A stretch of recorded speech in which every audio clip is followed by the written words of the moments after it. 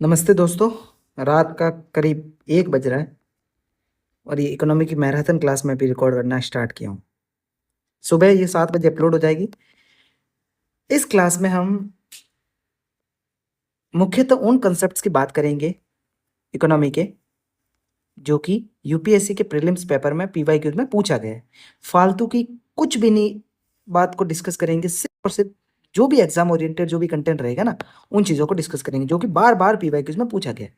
उन्हीं को टाइम देंगे और उसी वजह से इस वीडियो की लेंथ भी थोड़ी ज़्यादा लग जाएगी, ठीक है। बाकी फालतू जो भी कंटेंट आएगा मैं सीधा स्किप करूंगा। आपको लग रहा होगा कि मैं सारी चीज़ें छोड़ करके आगे बढ़ रहा हूँ, लेकिन ऐसा नहीं है। मैंने सारे पीवाईक्यूज पिछले 10 साल के एनालिसिस कर रखे हैं, कहाँ से सवाल बने हैं, और उसी टॉपिक को मैं अच्छे से टाइम दूंगा, ठीक है ना। तो इस क्लास को अभी शुरू करते हैं। टेलीग्राम चैनल की लिंक है, उसको जाकर के ज्वाइन कर लेना। डिस्क्रिप्शन में या फिर कमेंट सेक्शन में आपको मिल जाएगी।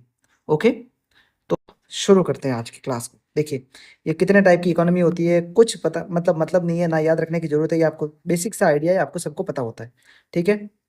समष्टि व्यष्टि अर्थशास्त्र जो भी है, कोई मतलब नहीं है, ठीक है। देखिए, अब देखिए यहाँ से सवाल बनता है कि इकोनॉमी के जो क्षेत्र होते हैं ना, इकोनॉमी कितने टाइप की होती है। अब वहां से सवाल बनते हैं, कैसे मैं बताता हूँ, ठीक है। अब देखिए, प्राथमिक क्षेत्र में क्या क्या आता है। कृषि, मत्स्य, वानिकी, मतलब जो भी पेड़ उगाना वगैरह सारी चीजें, पशुपालन और खनन का क्षेत्र, ठीक है। द्वितीय क्षेत्र में जहाँ जो यहाँ से कच्चा माल मिलता है, उससे भी निर्माण की चीजें बनाई जाती है, या फिर निर्माण सामग्री जो भी होती है, निर्माण जो गतिविधियां होती है, ठीक है।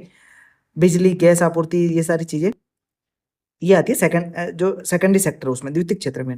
टर्शरी में क्या आता है, जो भी सेवा क्षेत्र के अपना, ठीक है, जिसमें आईटी सेवाएं होगी, परिवहन, पर्यटन, संचार, बैंकिंग एटसेट्रा, ठीक है। ये सारी चीजें किसमें शामिल होती है, सेवा क्षेत्र में, तृतीय क्षेत्र में। चतुर्थ क्षेत्र क्या है, इसमें ज्ञान आधारित बौद्धिक चीजें हैं, जो परामर्श है, रिसर्च एंड डेवलपमेंट से रिलेटेड जितने भी चीजें हैं, वो चौथे क्षेत्र में शामिल होती है।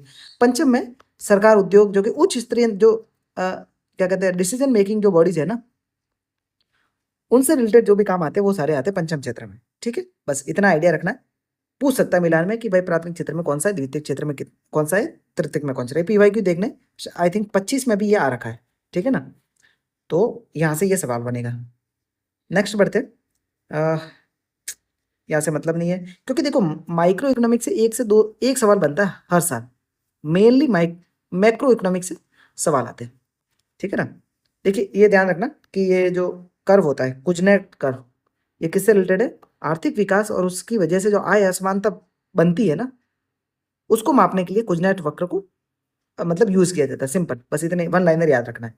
बाजार कितने टाइप के होते हैं, ज्यादा आता नहीं है, सीडीएस वगैरह के एग्जाम में आता है, बाकी यूपीएससी सीएससी में इनको नहीं पूछते, ठीक है। ओके, अब देखिए ये वाला कंसेप्ट थोड़ा सा काम का है, इसको पढ़ते हैं थोड़ा सा, क्योंकि लास्ट ईयर 25 में आई थिंक यहाँ से सवाल बना हुआ है कि देखिए, पूरक वस्तु क्या होती है और वैकल्पिक वस्तु क्या होती है। पूरक मतलब एक दूसरे पर डिपेंडेंट, ठीक है, यानी कि चाय और चीनी। अगर चाय की कीमतों में बढ़ोतरी होगी तो चीनी के उपभोग में कमी आ जाएगी, सिंपल। या फिर चीनी की कीमतों में बढ़ोतरी होगी तो चाय की कीमत भी बढ़ेगी और उसकी वजह से इसका उपभोग हो जाएगा कम। मतलब एक की कीमत बढ़ने से दूसरे का उपभोग भी अपने आप कम हो जाता है। ये तो होती है पूरक वस्तुएं। वैकल्पिक वस्तु क्या हो जाती है कि भाई चाय अगर नहीं पियोगे आप, तो आप कॉफी को रेफर करोगे। अगर चाय की कीमत में बढ़ोतरी होगी तो उपभोक्ता है वो कॉफी को ज्यादा कंज्यूम करना स्टार्ट कर लेंगे, ठीक है ना। तो पूरक वस्तु में एक की कीमत में बढ़ोतरी होती है तो दूसरे का उपभोग अपने आप बढ़ जाता है कंपेरेटिवली। पूर्व ये होती है वैकल्पिक वस्तु। पूरक वस्तुओं में अगर चीनी की कीमत बढ़ गई तो चाय का उपभोग कम हो जाएगा, ठीक है। एक की कीमत बढ़ेगी तो दूसरे का उपभोग भी कम हो जाएगा पूरक वस्तुओं में। और वैकल्पिक में एक की कीमत बढ़ेगी तो दूसरे का उपभोग बढ़ जाएगा, ठीक है ना, क्योंकि वो विकल्प है उनका। ओके, ठीक है। गिफन वस्तु क्या हो जाती है, जब कीमतें बढ़ती है तो लोग ज्यादा उपभोग करते हैं, ठीक है ना। जैसे कि जो एसेंशियल चीजें हैं, मान लीजिए दूध है, दूध की कीमतें बढ़ गई फिर भी लोग तो यूज करेंगे। वेवलेंट वस्तु क्या हो जाती है कि भाई वस्तु की कीमतों में वृद्धि से लोग इन्हें अधिक खरीदने के लिए प्रोत्साहन करती है। जैसे कि कला संस्कृति से रिलेटेड, जैसे सोना है इत्यादि। सस्ती वस्तु क्या हो जाएगी, कीमत बढ़ जाएगी इनकी तो लोग कम खरीदेंगे। क्या मतलब है, मतलब उनका यूज इतना मतलब ज्यादा बेनिफिशियल भी नहीं रहता है, ठीक है ना। ओके, नेशनल इनकम, ठीक है, ज्यादा जरूरी नहीं है। ये भी नहीं है ज्यादा जरूरी। देखिए जीडीपी पर सीधी बात करते हैं। जीडीपी 3 तरीके से मापी जाती है। मूल्यवर्धी विधि यानी कि ग्रॉस वैल्यू एडेड व्यय विधि, एक्सपेंडिचर मेथड और इनकम मेथड यानी आय विधि। देखिए, मूल्य वर्धित विधि में क्या होता है कि हर एक स्टेज पर जो भी किसी वस्तु का मूल्य बढ़ रहा है उसको ऐड कर करके फाइनल प्राइस निकाली जाती है, फिर फाइनल जो भी कीमत होती है वो निकाली जाती है सिंपली। जो मध्यवर्ती वस्तु हो जाती है, जो कच्चे माल के रूप में यूज होती है, जब तक कि फाइनल कंज्यूमर के पास में जो गुड्स नहीं आती उसके बीच में जो कच्चे माल के रूप में जो भी चीज़ें यूज हो रही है मध्यवर्ती वस्तु के रूप में, उनकी कीमतों को ऐड करके फाइनल वस्तु के नाम को मतलब उसकी कीमत को बनाया जाता है, ठीक है ना, उसको ऐड कर करके। व्यय विधि, टोटल जितना भी एक्सपेंडिचर हुआ है उसको टोटल कर दिया जाता है, ठीक है ना, फाइनल। आय विधि, इसमें थोड़ा अपन शॉर्ट फॉर्म में जाएंगे क्योंकि यहाँ पर डिटेल से सवाल नहीं बनता है। तो ये 3 टाइप होते हैं जीडीपी मापने का, बस इतना आइडिया होना चाहिए। जो मेंस वाले जो भी वीडियोस वगैरह बनाएंगे उस पर अपन डिटेल में इसके बारे में चर्चा करेंगे। ये चूंकि मैराथन है, लास्ट टाइम रिवीजन है, 4-5 दिन रहे एग्जाम को, तो अपने को सिर्फ और सिर्फ मोस्ट इंपॉर्टेंट जो टॉपिक्स है ना उनको अच्छे से पढ़ना है, ठीक है ना। ये सारा चीज़ें दे रखी है, ये मैं PDF अपलोड कर दूंगा, ठीक है। ये ज़्यादा जरूरी नहीं है वैसे, लेकिन फिर भी व्यय विधि में देखिए उपभोग है, ये फॉर्मूला होता है GDP is equal to C + I + G और X - M। तो C का मतलब कंज्यूम किया उपभोग है, I मतलब इन्वेस्टमेंट निवेश, C मतलब गवर्नमेंट एक्सपेंस सरकारी व्यय, और शुद्ध निर्यात और होता है ना जो कि मतलब आयात निर्यात का जो डिफरेंस होता है उसको ऐड करते हैं, वो होती है व्यय विधि, ठीक है, एक्सपेंडिचर मेथड। दूसरा इनकम मेथड में क्या हो जाएगा कि जो सभी फर्मों द्वारा अर्जित लाभ है, ठीक है, ये सारी चीज़ें ऐड होकर के फाइनल अपनी आय कितनी हुई उसको ऐड करके अपन राष्ट्रीय इनकम या फिर नेशनल इनकम है ना वो कैलकुलेट करते हैं, ठीक है। ओके, ठीक है, ये ज़्यादा जरूरी है नहीं। अब देखिए यहाँ से सवाल बना है बहुत बार, जीडीपी डिफ्लेटर क्या होता है, ठीक है, तो इसको अपन थोड़ा अच्छे से डिस्कस करते हैं।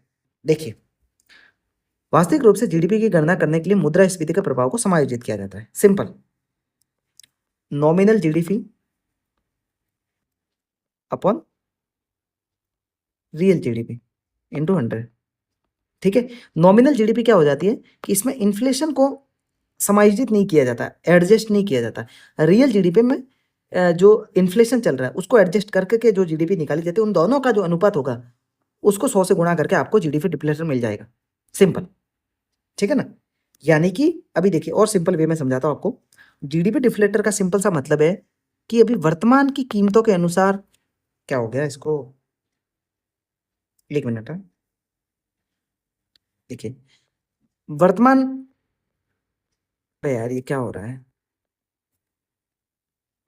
ठीक है, मतलब वर्तमान कीमतों के हिसाब से आज के टाइम में उनकी उस वस्तु की क्या कीमत है, और फिर जब अपन समायोजित कर लेंगे उसको इन्फ्लेशन से एडजस्ट कर देंगे, तो उन दोनों का जो भी अंतर आएगा उसको 100 को गुणा करके डिफ्लेटर को निकाला जाएगा, सिंपल है, ठीक है। अब देखिए, अर्थव्यवस्था में वस्तु और सेवाओं की संपूर्ण श्रृंखला को शामिल करना, सिंपली ये समझना है कि जीडीपी डिप्लेटर अपने को ये बता रहा है कि महंगाई कितनी बड़ी है, सिंपल, ठीक है। एक वित्तीय वर्ष में भारत में उत्पादित सभी वस्तुओं और सेवाओं का बाजार मूल्य क्या है, ठीक है, अभी वर्तमान में। और मुद्रास्फीति समायोजित जो अर्थव्यवस्था है वो किसी वर्ष में उत्पादित सभी वस्तुओं और सेवाओं के मूल्य को दर्शाती है, सिंपली वास्तविक और जो नॉमिनल जीडीपी, इससे समझ में आ जाता है। नॉमिनल जीडीपी सिंपली बताएगी कि अभी वर्तमान टाइम में कितनी कीमतें चल रही है और उस बेस पर अपनी जीडीपी की गणना किस तरीके से हो रही है, अपनी जीडीपी कितनी है। वास्तविक जीडीपी, रियल जीडीपी अपने को ये बताएगी कि इन्फ्लेशन को एडजस्ट करने के बाद में अपनी जीडीपी की असली संख्या क्या है, ठीक है ना, किस स्टेज पर है। Okay, next, GDP at purchasing power parity, ठीक है।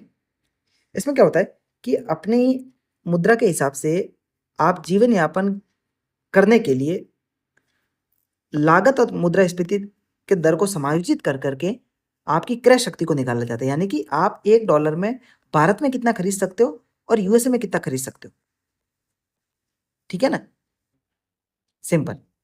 तो ये होगी परचेजिंग पावर पैरिटी, ओके, ठीक है, सिंपल। देखिए इन्फ्लेशन, इन्फ्लेशन पे बात करते हैं। देखिए एक तो डिमांड पुल इन्फ्लेशन होता है, मतलब कि कीमतों की मांग में बढ़ोतरी होगी तो उसकी कीमतें भी बढ़ जाएगी अपने आप, ठीक है। जैसे कि अभी मान लीजिए पेट्रोल डीजल की मांग बढ़ गई, ठीक है ना, तो उसकी कीमतें भी धीरे धीरे अपने आप बढ़ जाएगी।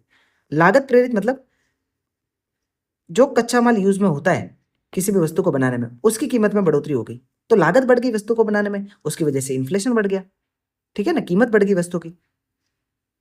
ओके, बस सिंपल सा कंसेप्ट है, इधर इधर इतना ही समझना इसको, ठीक है ना। नेक्स्ट, ये बोतल ना कोर, हाँ ठीक है। अब देखिए कोर इन्फ्लेशन किसे कहेंगे, ठीक है। कोर इन्फ्लेशन क्या होता है, देखिए दो टाइप का इन्फ्लेशन होता है, एक तो हेडलाइन और एक कोर।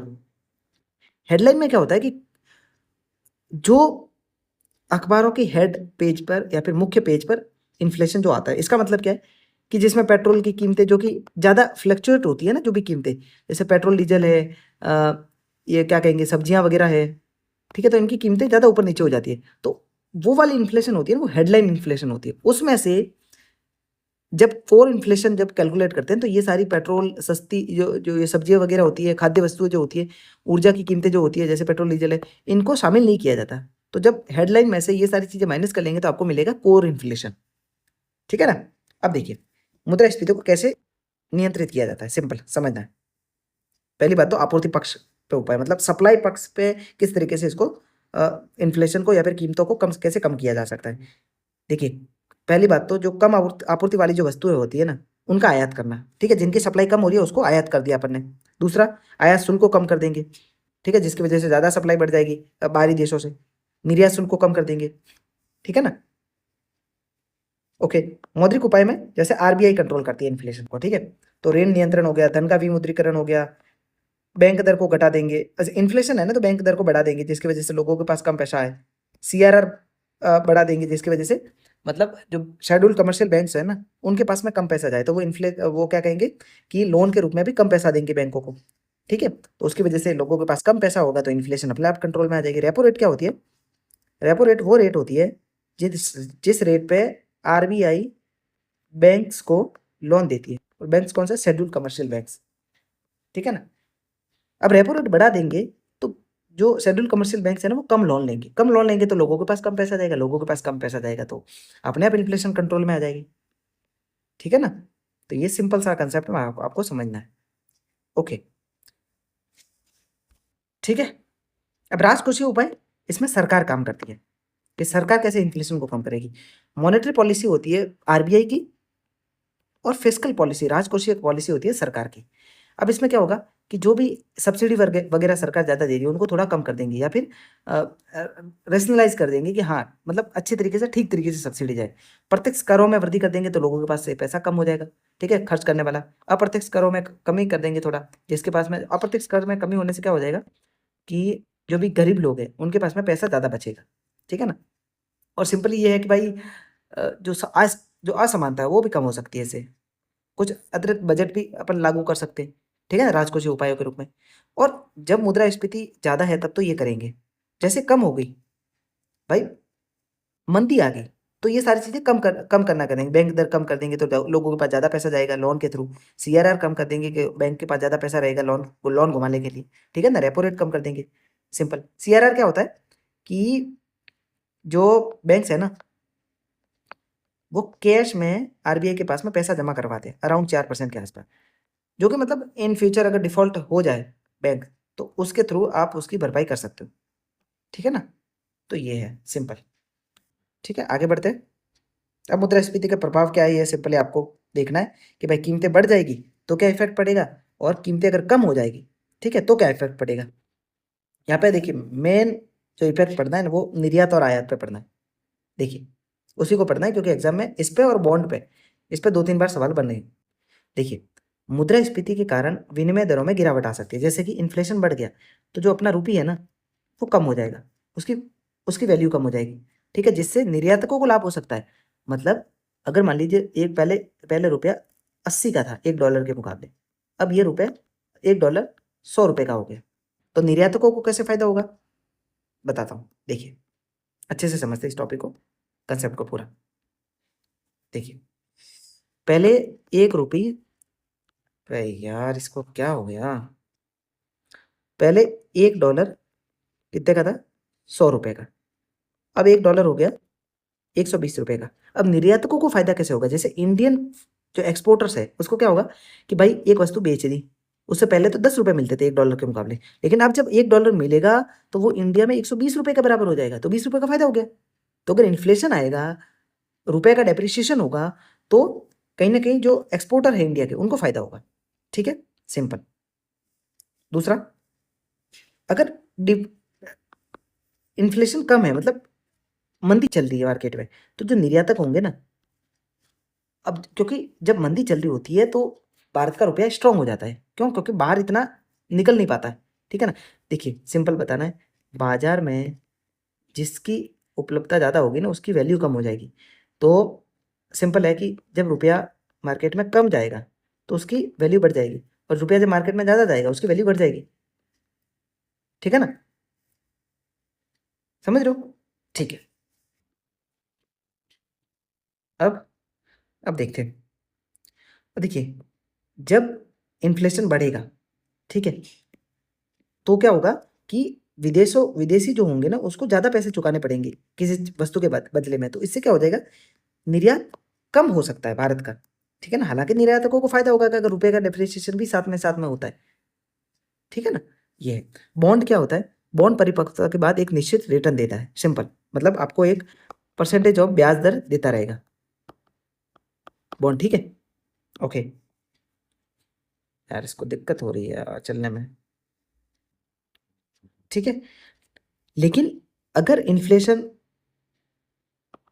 ज़्यादा हो जाता है या फिर कम हो जाता है, तो ये होगा कि बॉन्ड में से जो कि निश्चित ब्याज दर है, मान लीजिए 8% का ब्याज दर है, तो वो वहां से पैसे निकाल के बॉन्ड धारक इन्वेस्ट करेंगे कहाँ पर, शेयर मार्केट में। ठीक है, अब पैसा निकाल के जा रहे हैं तो बॉन्ड की कीमत कम हो जाएगी। बॉन्ड की कीमतें कम हो रही हैं तो बॉन्ड यील्ड बढ़ जाएगी, यील्ड बढ़ जाएगी, यील्ड बढ़ जाएगी। अगर बॉन्ड की प्राइस कम हो रही है, बॉन्ड प्राइस कम हो रही है, तो यील्ड क्या हो जाएगी, बढ़ जाएगी। अब यील्ड क्या है, इससे होने वाला फायदा सिंपली, मान लीजिए 8% का प्रॉफिट मिल रहा था, 100 रुपए का एक बॉन्ड है, उस पर 8% का आपको इन्फ्लेशन सॉरी इंटरेस्ट मिल रहा है।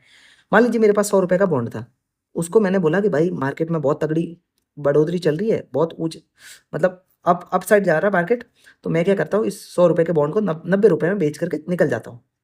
अब जिसने 90 रुपए में खरीदा उसको तो 8% का ब्याज मिलेगा, 100 रुपए पे, और 10 रुपए का यहाँ फायदा होगा। तो प्रॉफिट है ना, प्रॉफिट मार्जिन बढ़ जाएगा उस सेकंड खरीदार के लिए। ठीक है ना। तो यील्ड यानी कि जो फायदा है वो बढ़ जाएगा। ठीक है, सिंपली जो इसका लाभ होने वाला था ना वो बढ़ जाएगा। ओके, अब देखिए ये समझना है, कुछ यहाँ से कंसेप्ट सवाल आते हैं। फिलिप वक्र क्या होता है, फिलिप कर्व। यह कर्व क्या कहता है कि मुद्रास्फीति और बेरोजगारी में जो संबंध होता है ना, वो विपरीत संबंध होता है। यानी कि इन्फ्लेशन बढ़ेगा तो बेरोजगारी कम होगी एक हद तक। ठीक है, तो ये किसके थ्रू देख सकते हैं अपन, फिलिप वक्र के थ्रू, फिलिप कर्व के थ्रू। ओके, अब देखिए, अपस्फीति क्या होती है। अब इसको इंग्लिश टर्मिनोलॉजी जानना जरूरी है आपके लिए, उससे ज्यादा समझ में आता है। ठीक है, अपस्फीति होती है कि जब पूरी अर्थव्यवस्था में वस्तु और सेवाओं की कीमतें कम हो जाती है, डिफ्लेशन। ठीक है, जब वस्तुओं की कीमतें कम होगी तो हो जाएगा डिफ्लेशन, अपस्फीति। अब मुद्रास्फीति क्या हो जाएगी, डिसइंफ्लेशन।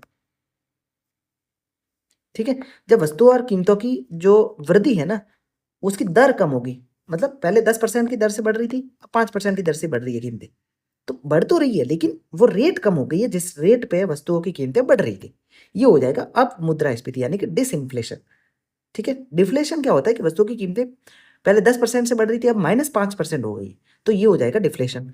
ठीक है, स्टैगफ्लेशन क्या होता है कि मुद्रास्फीति जनित मंदी तब उत्पन्न होती है जब आर्थिक विकास, जिस पर शून्य आर्थिक वृद्धि है, ठीक है, और मुद्रास्फीति दोनों एक साथ घटित होती है, मतलब आर्थिक स्थिरता आ गई, आर्थिक स्थिरता भी आ गई और इन्फ्लेशन भी आ गया, तो ना तो ग्रोथ हो रही है ना कीमतें कम हो रही है। ठीक है ना, ये हो जाएगा स्टैगफ्लेशन सिंपली, और उसकी वजह से बेरोजगारी भी ज्यादा हो जाती है। सिंपल, ठीक है, आर्थिक अस्थिरता, इन्फ्लेशन और बेरोजगारी, ये तीनों एक साथ काम करती है।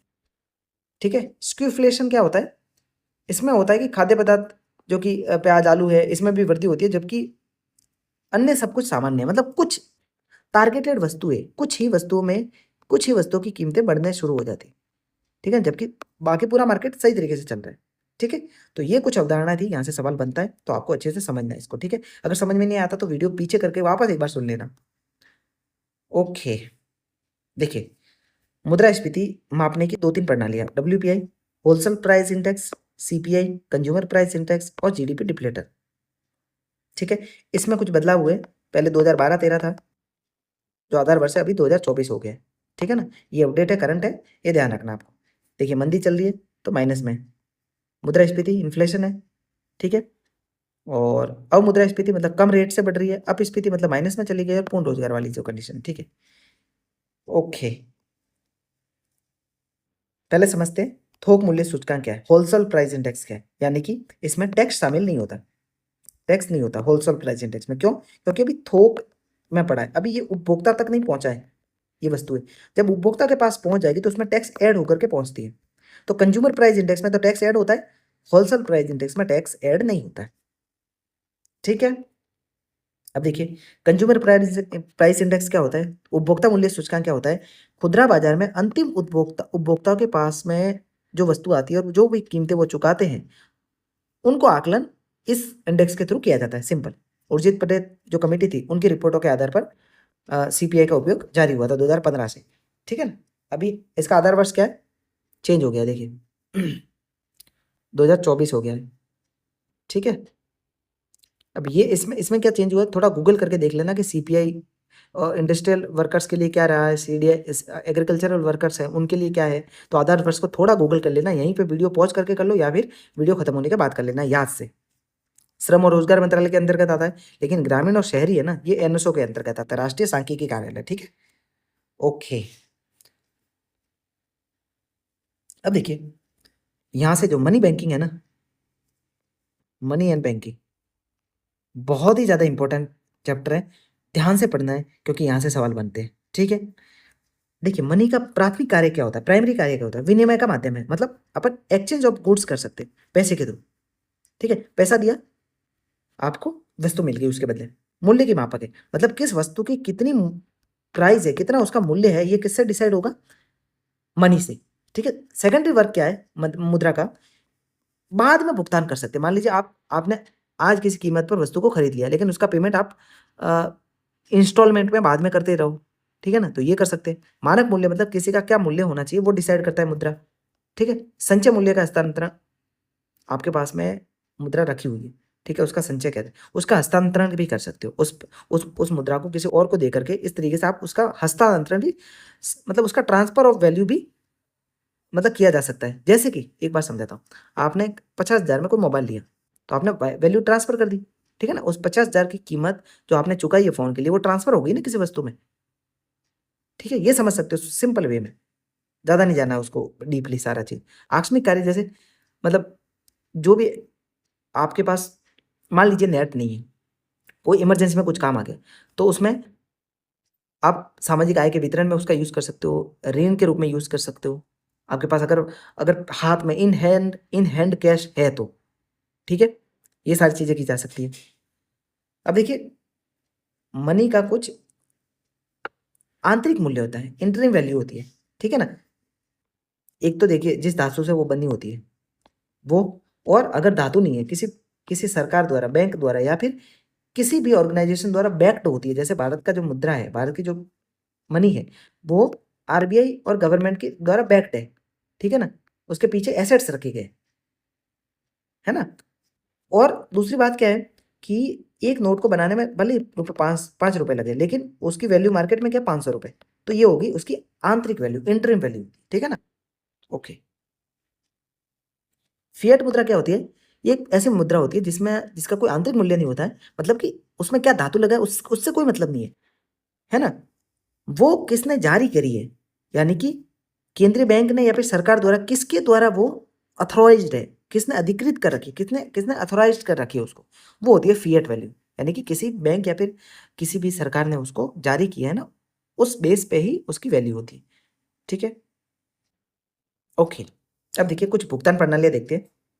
NPCI का IMPS, ठीक है, जिसको UPI ने भी NPS, UPI जिसने बनाई है ना वो NPCI है। ठीक है, वही संस्था है। ठीक है, अब RBI द्वारा जो भी सिस्टम चलता है वो, उसमें जैसे नेफ्ट है, RTGS है, ये तो 2025 में सवाल आ रखा है कि उसमें भुगतान होता है तो उस पर कुछ शुल्क लगती है कि नहीं लगती है। RTGS रियल टाइम होता है। ठीक है, नेफ्ट में थोड़ा टाइम लग सकता है। अभी ये 24/7, ठीक है, एनी टाइम अवेलेबल है। इसमें न्यूनतम राशि 2 लाख से 2000 करोड़ तक की हो सकती है और इसमें नेफ्ट में 10 लाख तक की। ठीक है,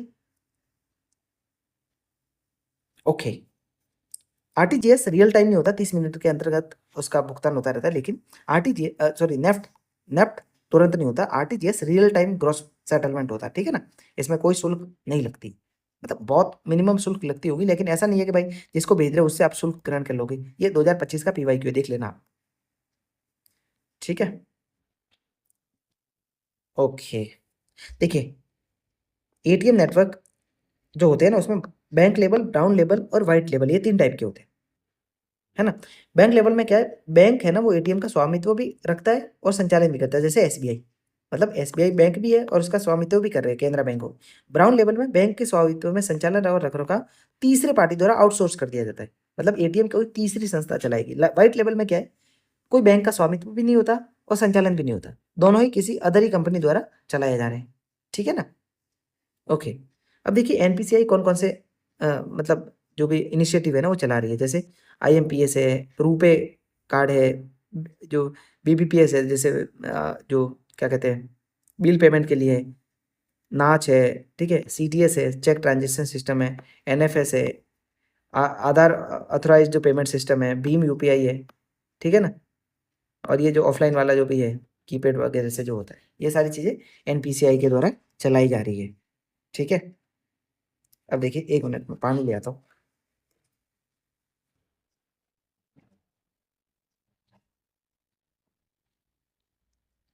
अब ठीक,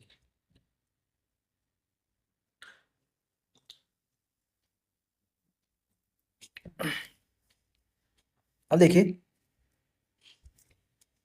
अब आगे बढ़ते हैं।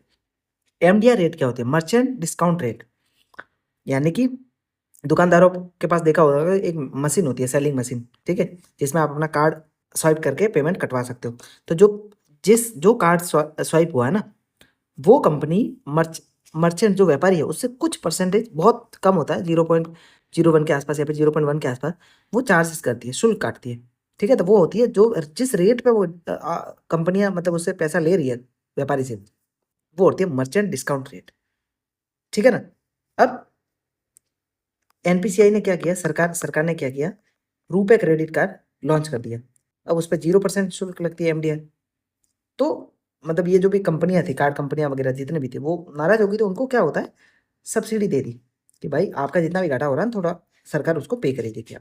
लेकिन चूंकि वित्तीय समावेशन वगैरह जरूरी है, ठीक है, तो वित्तीय समावेशन को बढ़ावा देने के लिए सरकार ने रुपे क्रेडिट कार्ड या फिर रुपे जो डेबिट कार्ड है ना वो स्टार्ट करें। ठीक है, अब ई रूपी क्या होती है, central bank bank digital currency. देखिए, आपके पास 500 रुपए का नोट है, अगर यही आपके पास इलेक्ट्रॉनिक फॉर्म में हो, ठीक है ना, फिजिकल फॉर्म में ना हो, तो उसको क्या कहेंगे, ई रूपी। ठीक है, तो इस पर कोई ब्याज नहीं मिलता आपको। ठीक है, ब्याज तो आई थिंक मिलता है इस पे, है ना। 1 मिनट देखते हैं। केंद्रीकृत मुद्रा, ठीक है, ब्लॉकचेन का उपयोग हो रहा है, सही बात है। इसमें उपयोगकर्ता की पहचान सुरक्षित रहेगी, ठीक है, केवल भुगतान और मौद्रिक लेन देन के उपयोग किया जा सकता है, ठीक है, केंद्रीय बैंकों द्वारा शासित होता है, ठीक है, 2022 में इसको लॉन्च किया था। और आई थिंक इस पे आपको ब्याज तो मिलेगा, लेकिन इन्फ्लेशन से बैक्ड नहीं है। ऐसा नहीं है कि भाई इन्फ्लेशन बढ़ जाएगा तो आपकी पड़ी हुई पैसे भी अपने आप बढ़ जाएंगे।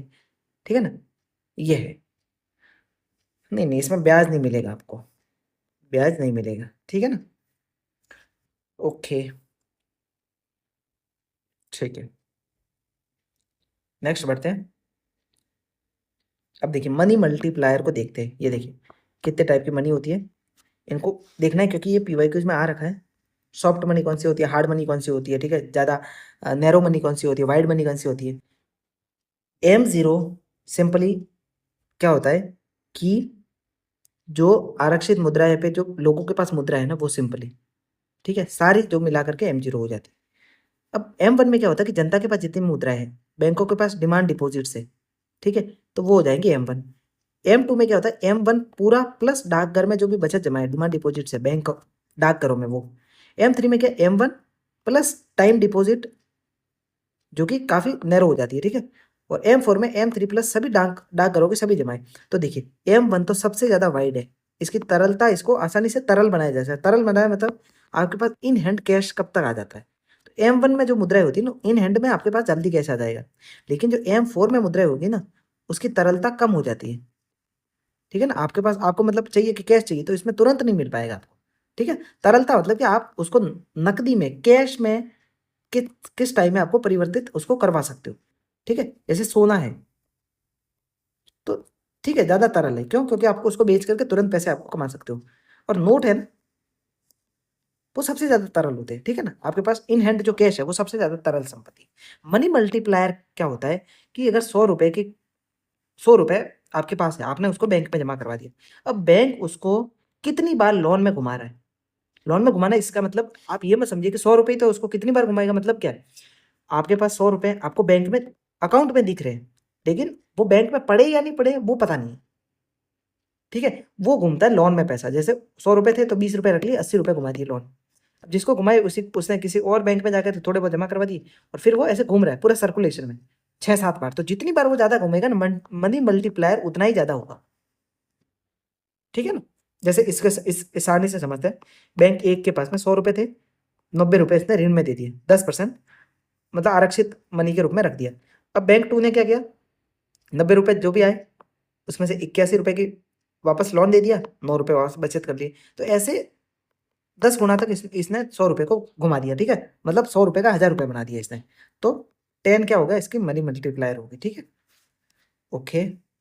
मौद्रिक नीति, आरबीआई, मैंने बताया था फिस्कल पॉलिसी सरकार और मॉनेटरी पॉलिसी आरबीआई चलाती है। इसका उद्देश्य क्या होता है, मूल्य स्थिरता, मतलब कि इन्फ्लेशन को कंट्रोल में रखना। ठीक है, ज़्यादा अधिक भी नहीं हो पाए और ज़्यादा कम भी नहीं हो।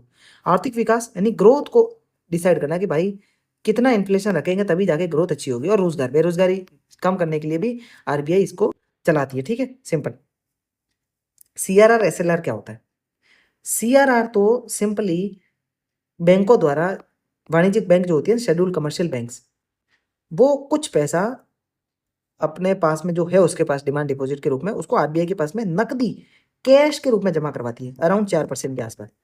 ठीक है, मेरे पास मान लो 100 रुपए, मैं बैंक हूँ, तो मैं 4%, 4 रुपए आरबीआई के पास में कैश जमा करवा दूंगा, वो होगा सीआरआर। एसएलआर क्या होगा कि वह न्यूनतम राशि बैंक जो कि किसी वाणिज्यिक बैंक द्वारा आरबीआई के पास में जमा रखवानी होती है, कैश नहीं हो सकती, वो किसी सिक्योरिटी के रूप में हो सकती है, गवर्नमेंट सिक्योरिटी के रूप में हो सकती है, ये सारी चीजें। ठीक है, सोने के रूप में हो सकती है।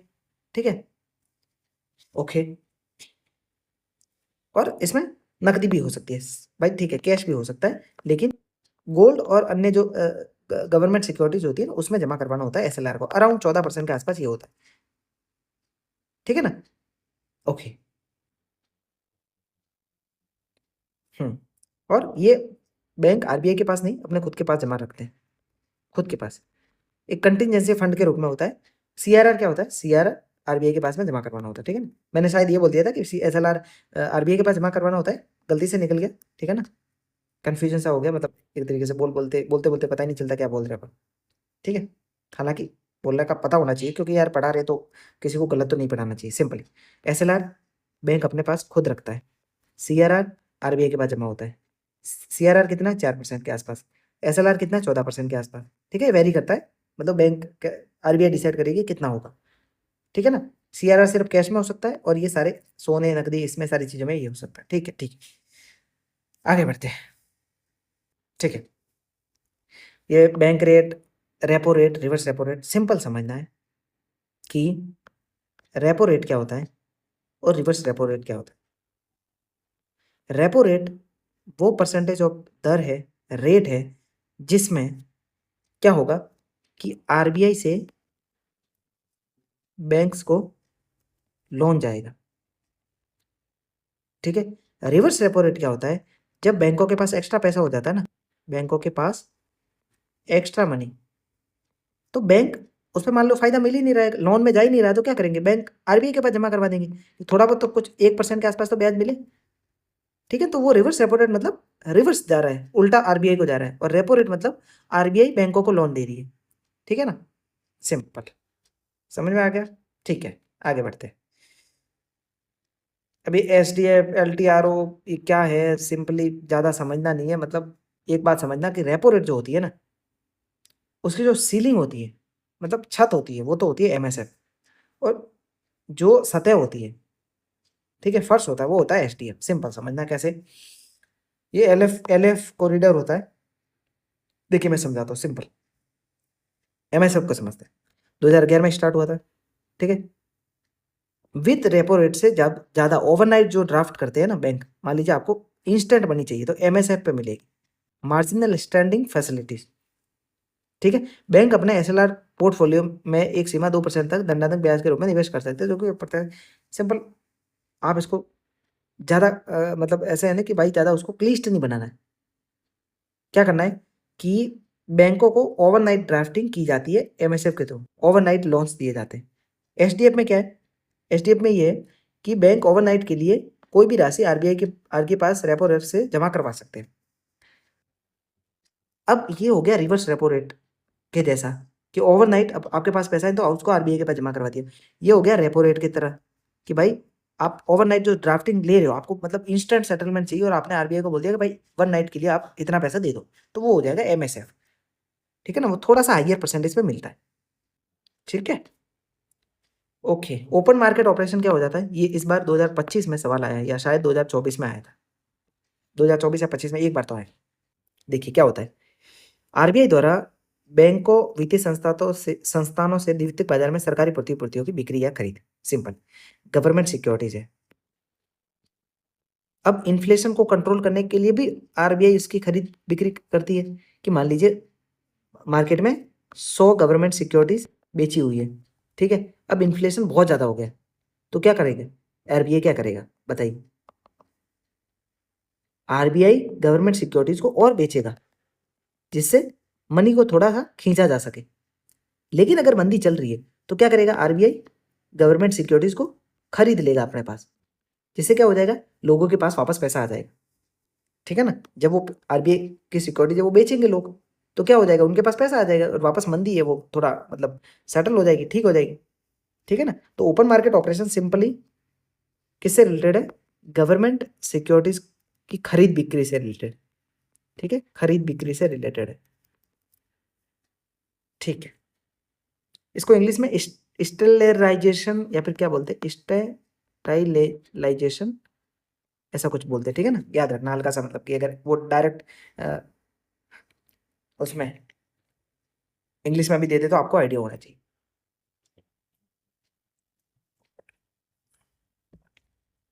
ठीक है, आगे बढ़ते हैं। ऑपरेशन ट्विस्ट क्या है, ठीक है, ओके। आरबीआई दीर्घकालिक सरकारी प्रतिभूतियां खरीदता है और बाजार में अल्पकालिक सरकारी जो प्रतिभूतियां है ना, गवर्नमेंट सिक्योरिटीज है, वो बेचता है। दीर्घकालिक तो खरीद ली और अल्पकालिक बेच दी। ठीक है, अल्पकालिक और दीर्घकालिक क्या होता है, जिनका मैच्योरिटी टाइम है ना वो कितना होता है उस बेस पे।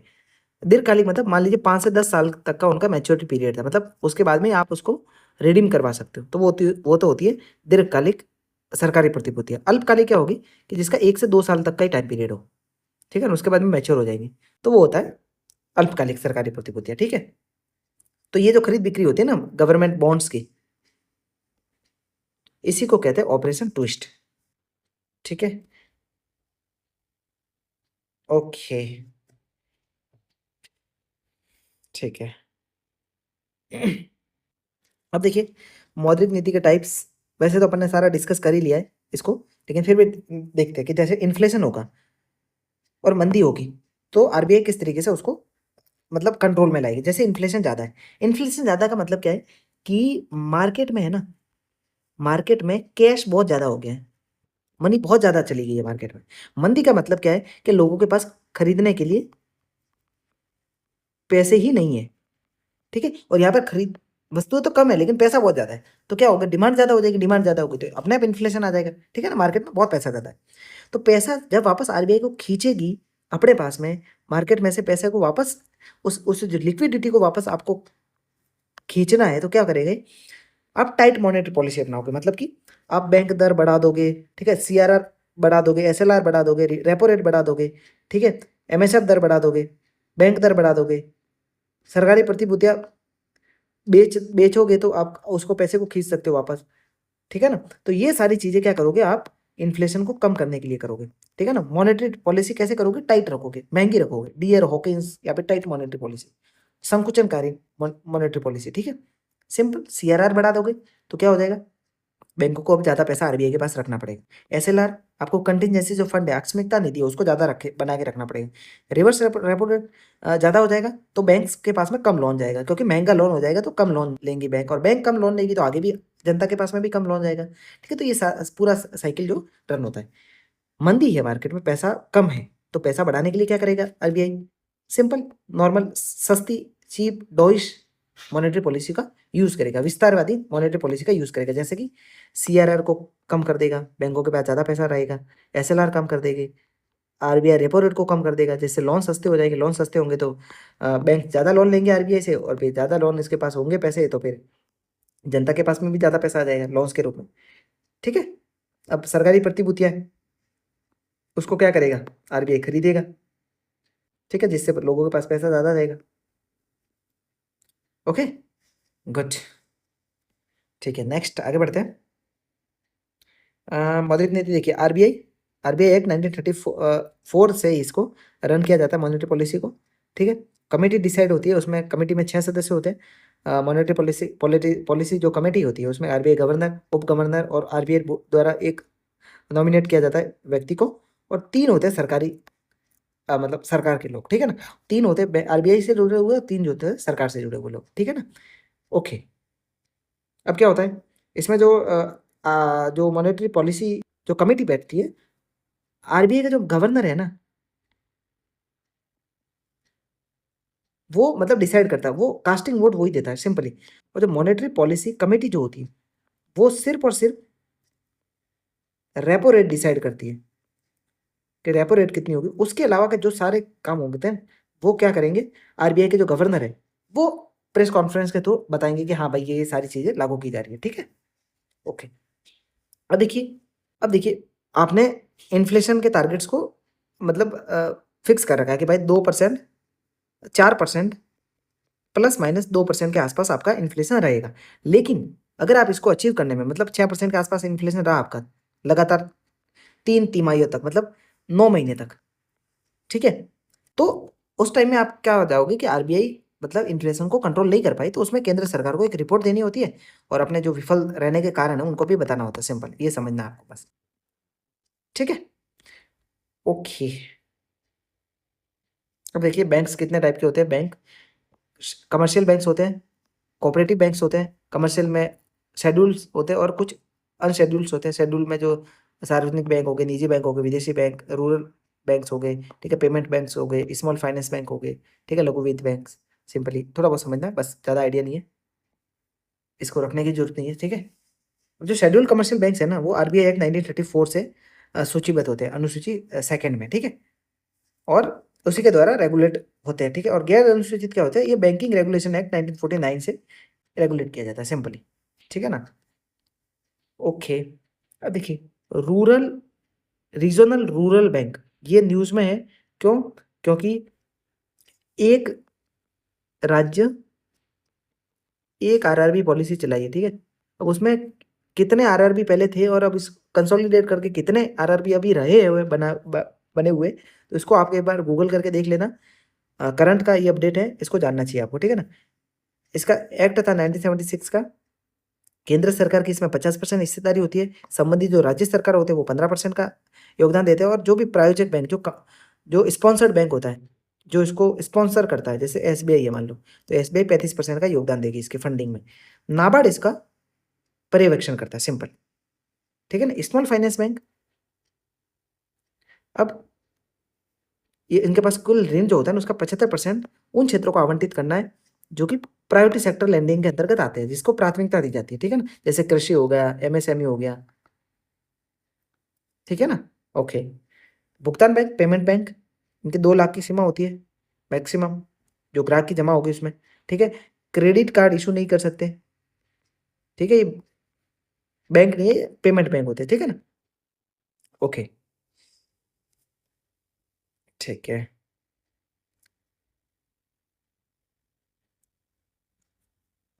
नॉन बैंकिंग फाइनेंशियल इंस्टीट्यूट, ठीक है, NBFI, एक तो ऑल इंडिया फाइनेंस इंस्टीट्यूट होता है और एक नेशनल हाउसिंग बैंक है, ठीक है। अब देखिए ऑल इंडिया में इसके अंतर्गत 4 आती है, ठीक है। National Housing Bank, NABARD, SIDBI, Exim, ठीक है। और तो नहीं है, हाँ ये एनबीएफसी थे। देखिए नेशनल हाउसिंग बैंक 1987 के एक्ट से बना था, ठीक है। ये व्यक्ति को सीधे ऋण नहीं देता, ये पुनर्वित्त के माध्यम से अप्रत्यक्ष रूप से सहायता देता है, ठीक है।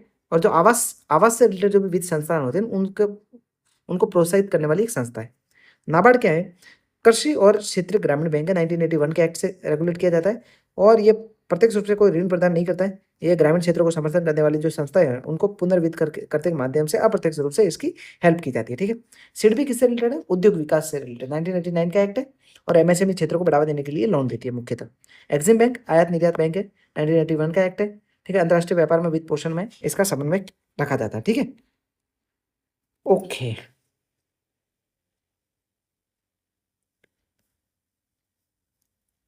अब देखिए आरबीआई को थोड़ा सा ठीक से पढ़ते हैं अपन। ओके, आरबीआई को 1935 के एक्ट से इसको रेगुलेट किया जाता है, ठीक है। ओके, आरबीआई का एक गवर्नर होता है जो कि आरबीआई का प्रमुख होता है, 4 उप गवर्नर होते हैं जो कि गवर्नर की सहायता करते हैं, ठीक है। और बाकी ये थोड़ा बहुत आइडिया होना चाहिए कि इसमें कितने सदस्य होता है। सिंपली एक गवर्नर और 4 उप गवर्नर। अब देखिए आरबीआई की शक्तियां कौन कौन सी, क्या क्या पावर्स है आरबीआई के पास। पहला तो मौद्रिक प्राधिकरण, मौद्रिक नीति तैयार करते हैं, उसे लागू करते हैं, मुद्रास्फीति को कंट्रोल करते हैं, मुद्रा आपूर्ति, ऋण को नियंत्रित करते हैं, repo rate, CRR, SLR, open market operation, marginal standing facility, इन सभी के द्वारा, ठीक है। बैंक और एनबीएफसी जो नॉन बैंकिंग फाइनेंशियल इंस्टीट्यूट्स हैं उनका रेगुलेशन करते हैं, बैंकिंग लाइसेंस देते हैं ये, ठीक है। धोखाधड़ी का पता लगाते हैं, साइबर सुरक्षा से रिलेटेड सारी देख रेख करते हैं। मुद्रा को जारी करता है कौन? आरबीआई। करेंसी नोट्स जो उड़ते हैं, करेंसी नोट जो होते हैं उनको जारी करता है भारत सरकार, 1 रुपए के नोट को जारी करती है, ठीक है ना। उसके अलावा के सारे नोट आरबीआई जारी करता है। सिक्के जो होते हैं ना, सिक्के वो भारत सरकार जारी करती है, ठीक है।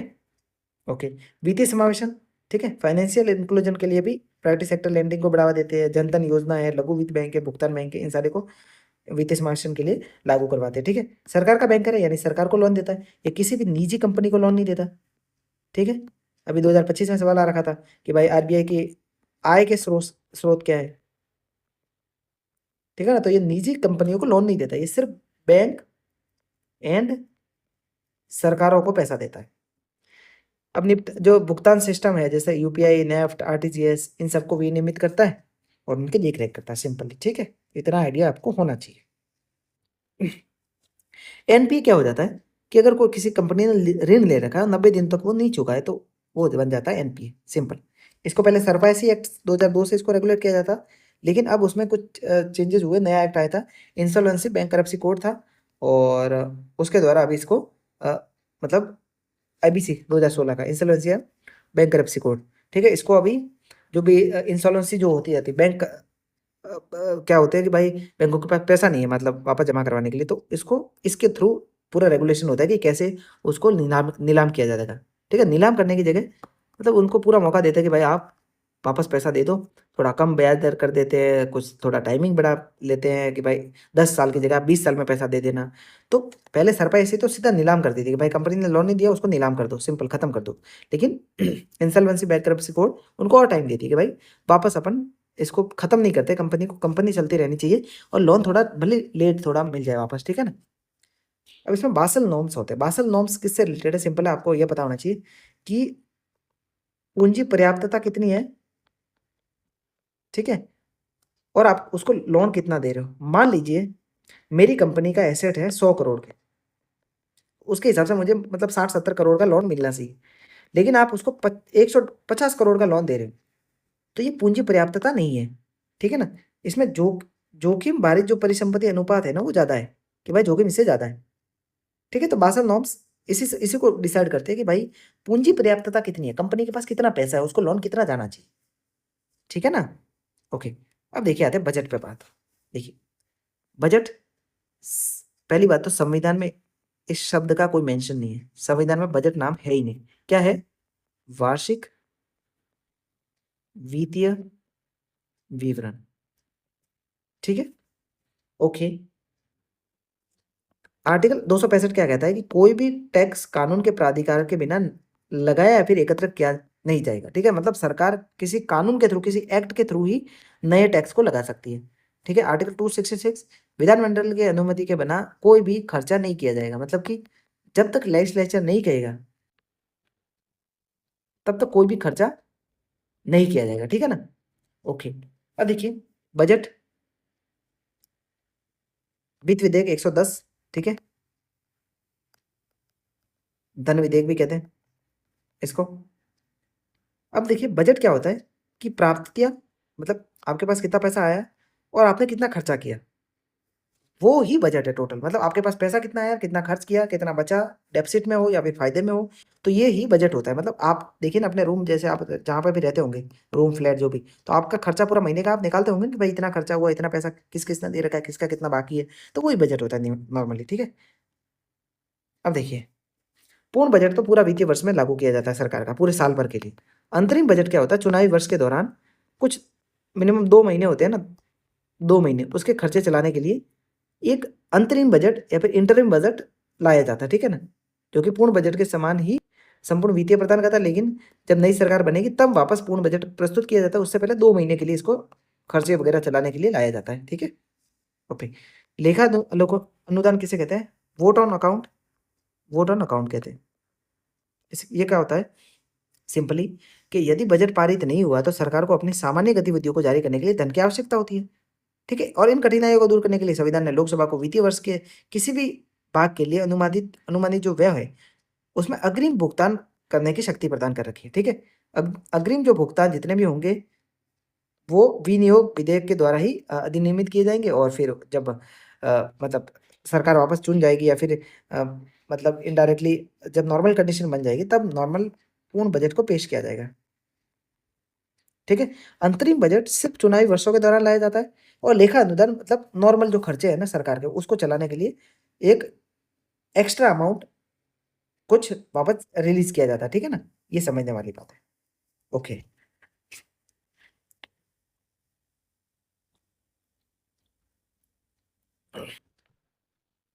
ठीक है, आगे बढ़ते हैं।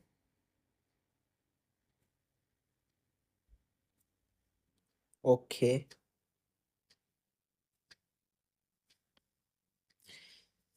ठीक है।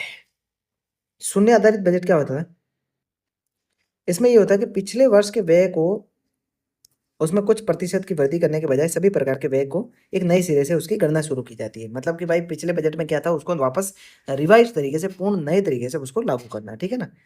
आउटकम बजट ये सरकार के परिव्यय और परिणाम को बदलने का प्रयास करता है। सिंपल ये है कि भाई लोगों को पारदर्शी जवाबदेही बनाने का एक खुद का तरीका है कि मतलब पार्शलिटी बनी रहे। ठीक है, बजट में जेंडर बजट क्या हो जाता है कि जो भी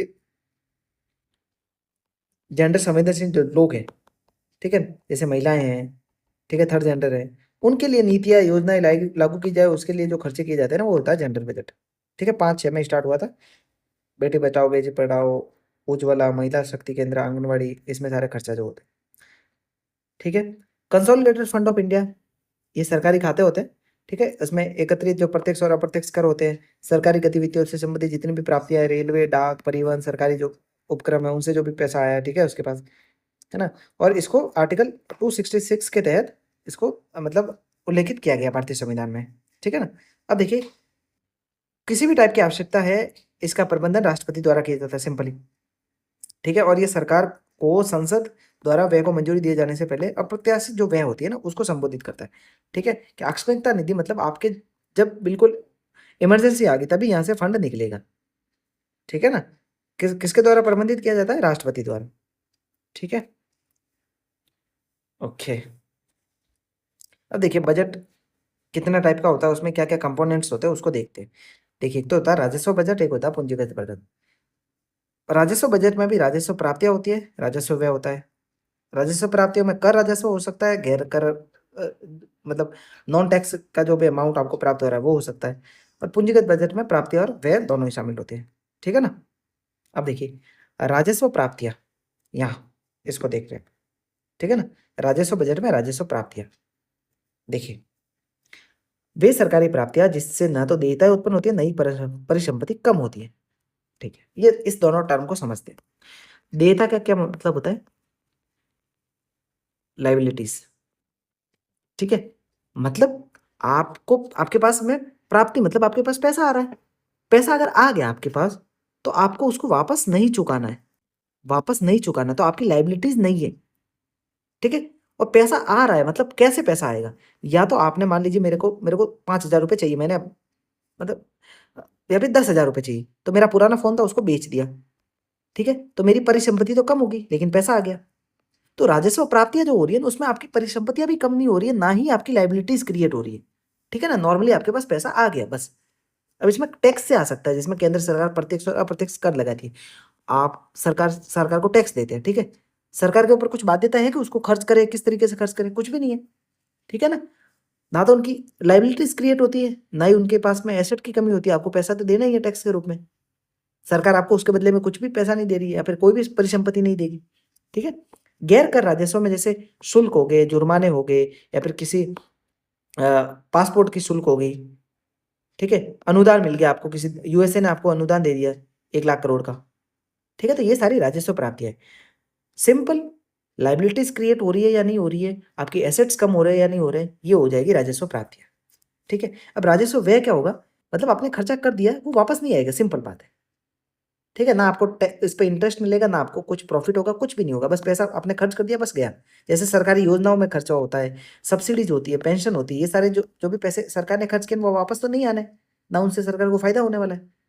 ठीक है, तो वो होता है राजस्व व्यय। ठीक है, एसेट कुछ भी क्रिएट नहीं कर रहा है आपके लिए इन फ्यूचर। पूंजीगत प्राप्तियां क्या हो जाती है कि सिंपल ये समझना है कि आपकी या तो देयता उत्पन्न हो जाती है या फिर परिसंपत्ति कम हो जाती है। प्राप्ति मतलब पैसा आपके पास आ रहा है। ठीक है, सरकार के पास आ रहा है, सिंपल। पूंजीगत, ठीक है, पूंजीगत प्राप्ति मतलब आपके पास पैसा आया सरकार के पास, तो वो कैसे आया होगा? या तो आपने लोन लिया होगा तो देयता उत्पन्न होगी, मतलब लाइबिलिटीज क्रिएट होगी। आपने ऋण लिया तो आपको वापस चुकाना है उसको, तो लाइबिलिटीज क्रिएट हो गई। ठीक है, या फिर आपने विनिवेश कर दिया किसी कंपनी का, आपके मान लीजिए ओएनजीसी है, सरकारी कंपनी है, उसको उसको सरकार ने बेच दिया, सिंपल। ठीक है, अब सरकार ने बेचा तो सरकार के पास पैसा तो आ गया, लेकिन सरकार की परिसंपत्ति में कमी हो गई।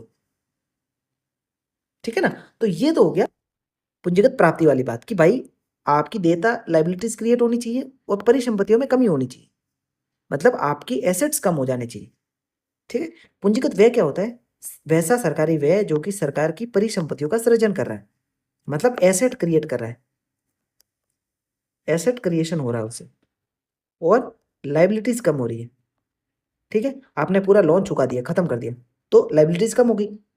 ठीक है, आपने कहीं पे इन्वेस्ट कर दिया, सरकार ने, खर्चा हो गया, व्यय हो गया, लेकिन उसका किसी कंपनी में तो आपको प्रॉफिट मिलेगा टाइम टू टाइम, तो वो हो गई परिसंपत्ति का निर्माण हो गया, एसेट क्रिएट हो गए। ठीक है ना, तो आपने चारों चीजों को समझ लिया। राजस्व प्राप्तियां क्या हो जाती है, राजस्व व्यय क्या होता है, पूंजीगत प्राप्तियां क्या होती है, और पूंजीगत व्यय क्या होता है, अच्छे से समझ लिया। अब बढ़ते हैं आगे।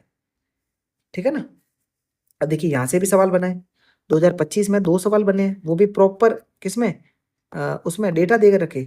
ठीक है ना, फॉर्मूला लगा करके सॉल्व करना था आपको, न्यूमेरिकल की तरह। ठीक है, अब देखिए राजस्व घाटा क्या हो जाता है, राजस्व व्यय और प्राप्तियों का जो अंतर होता है।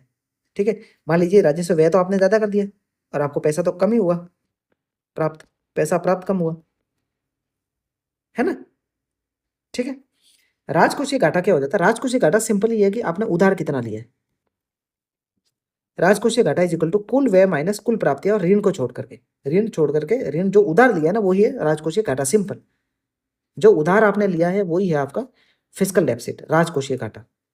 ठीक है ना, टोटल व्यय और टोटल आय का पूरा अंतर, उसमें ऋण को ऐड नहीं करेंगे। ठीक है, प्राथमिक घाटा, प्राइमरी घाटा, उसको क्या कहेंगे, राजकोषीय घाटों में से जो भी ब्याज देना है ना, चुकाना जो है, उसको माइनस करेंगे तो ये होगा प्राथमिक घाटा। ठीक है, अब हाँ, प्रभावी राजस्व घाटा क्या हो जाएगा कि राजस्व घाटे में से जो राज्य सरकारों को जो अनुदान दिए पैसा, उसमें से कितने कितने अनुदान से एसेट क्रिएट हो रहे हैं, एसेट। ठीक है, एसेट कितने से क्रिएट हो रहे हैं उसको माइनस कर देंगे। ठीक है, प्रभावी पूंजीगत व्यय से क्या है, पूंजीगत व्यय प्लस जो राज्यों को पैसा दिया है अनुदान के रूप में, उससे कितना एसेट क्रिएट हो रहा है, तो ये होगा प्रभावी पूंजीगत व्यय। प्रभावी राजस्व में व्यय में तो माइनस करेंगे और पूंजीगत व्यय में करेंगे प्लस। ठीक है, इतना इस बात का ध्यान रखना, सिंपल। अब मनरेगा नहीं है, वी विकसित भारत जी राम जी। ठीक है, इसमें कुछ चेंजेस हुए, मैंने अलग से वीडियो में करवा रखे हैं, इनको जाकर के करंट की चीजें देख लेना। सरकार की राजकोषीय नीति, फिस्कल पॉलिसी। ठीक है, सरकार उच्च रोजगार को बनाए रखने के लिए इसको जारी करती है, मुद्रास्फीति का प्रबंधन करती है, न्याय संगत धन का वितरण हो, सब्सिडी, आय सहायता, स्वास्थ्य, शिक्षा आदि में निवेश के माध्यम से कल्याण पर बल देने के लिए सरकार राजकोषीय नीति को जारी करती है। ठीक है, अब विस्तारवादी राजकोषीय नीति क्या होगी कि सरकार भर भर के लोगों के पास पैसा पहुंचाएगी। पैसा कैसे पहुंचेगा? ठीक है, उनको लोग देगी, कौशल का विकास करेगी। ठीक है ना, सरकार टैक्स कम कर देगी। इस तरीके से सरकार के जो जनता है ना उसके पास पैसा ज्यादा बचेगा। संकुचनकारी, सिंपली टैक्स बढ़ा देगी। ठीक है, सब्सिडी का पैसा कम देगी लोगों को, तो संकुचनकारी मतलब इन्फ्लेशन कंट्रोल में आ जाएगा इससे। ठीक है ना, अब देखिए, ये तो नहीं पूछते वैसे। मौद्रिक नीति, राजकोषीय नीति, इसको अच्छे से अपन ने डिस्कस कर लिया है, अच्छे से समझ लिया है कि कैसे क्या काम करती है। ठीक है ना, मौद्रिक नीति आरबीआई की और फिस्कल पॉलिसी सरकार की। ठीक है ना, अब देखिए, ये जितना भी तामझाम अपन ने अभी तक पढ़ा है ना, ये सारा कंट्रोल होता है एफआरबीएम एक्ट 2003 के थ्रू।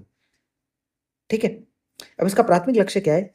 समानता सुनिश्चित करना है, दीर्घकालिक व्यापक आर्थिक स्थिरता को लागू करना है। ठीक है, स्टेबिलिटी बनी रहे मार्केट में, इन्फ्लेशन ज्यादा नहीं होनी चाहिए, डिफ्लेशन ज्यादा नहीं होना चाहिए, ये सारा स्टेबिलिटी चलती रहे, इसको एफआरबीएम एक्ट 2003 के थ्रू रेगुलेट किया जाएगा।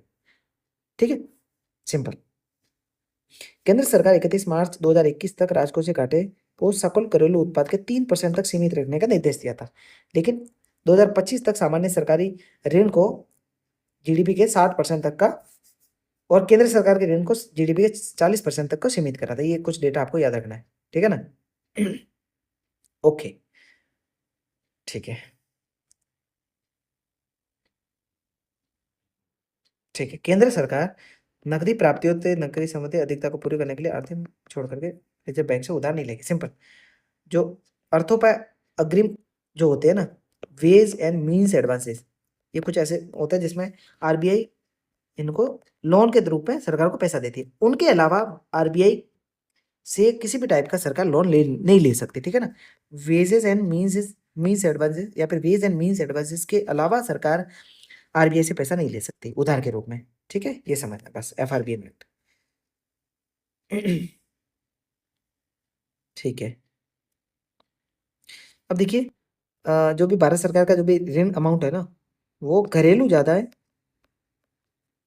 विदेशी विदेशी कम है, मतलब दूसरे देशों से कम पैसा ले रखा अपन। ठीक है ना, अपन ने अगर लोन ले रखा तो अपनी कंपनियों से, अपनी बैंकों से, आरबीआई से वगैरह। ठीक है, ओके,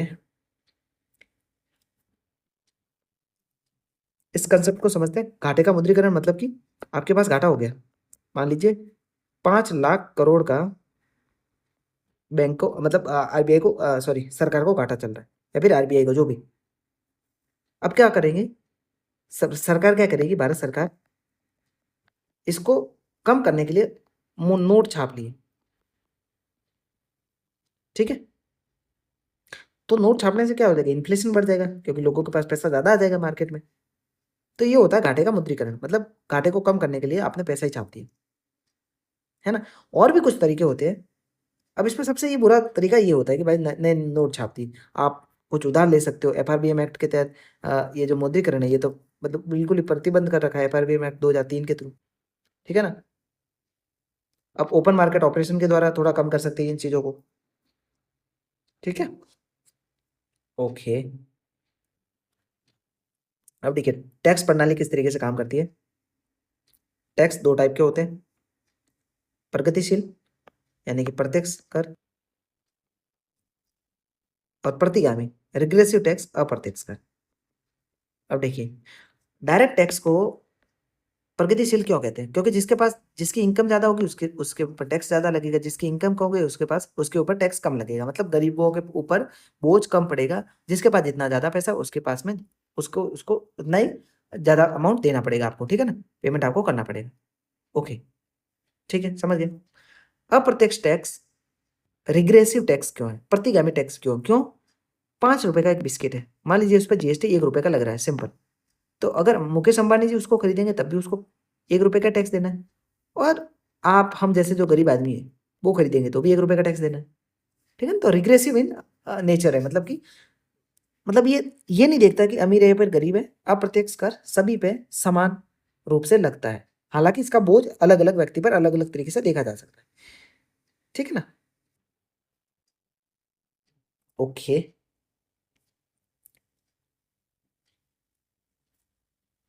अब देखिए, प्रत्यक्ष टैक्स कुछ केंद्र सरकार के, कुछ राज्य के, अप्रत्यक्ष कुछ केंद्र के, कुछ राज्य के, ठीक है। देखते हैं केंद्र के कौन से, व्यक्तिगत, कॉर्पोरेट, न्यूनतम वैकल्पिक, ठीक है, मैट आई थिंक, पूंजीगत लाभ कर, लाभांश का वितरण है उस पर टैक्स लगता है, प्रतिभूति जो आप सिक्योरिटीज को मतलब इधर उधर लेन देन कर रहे हो तो उस पर टैक्स लगता है, ठीक है। भूमि राजस्व, संपत्ति कर, केंद्र के सीजीएसटी, आईजीएसटी, सीमा शुल्क है, और राज्य के एसजीएसटी और स्टाम्प शुल्क है, ठीक है ना। तो ये कुछ टैक्स है, डायरेक्ट और indirect.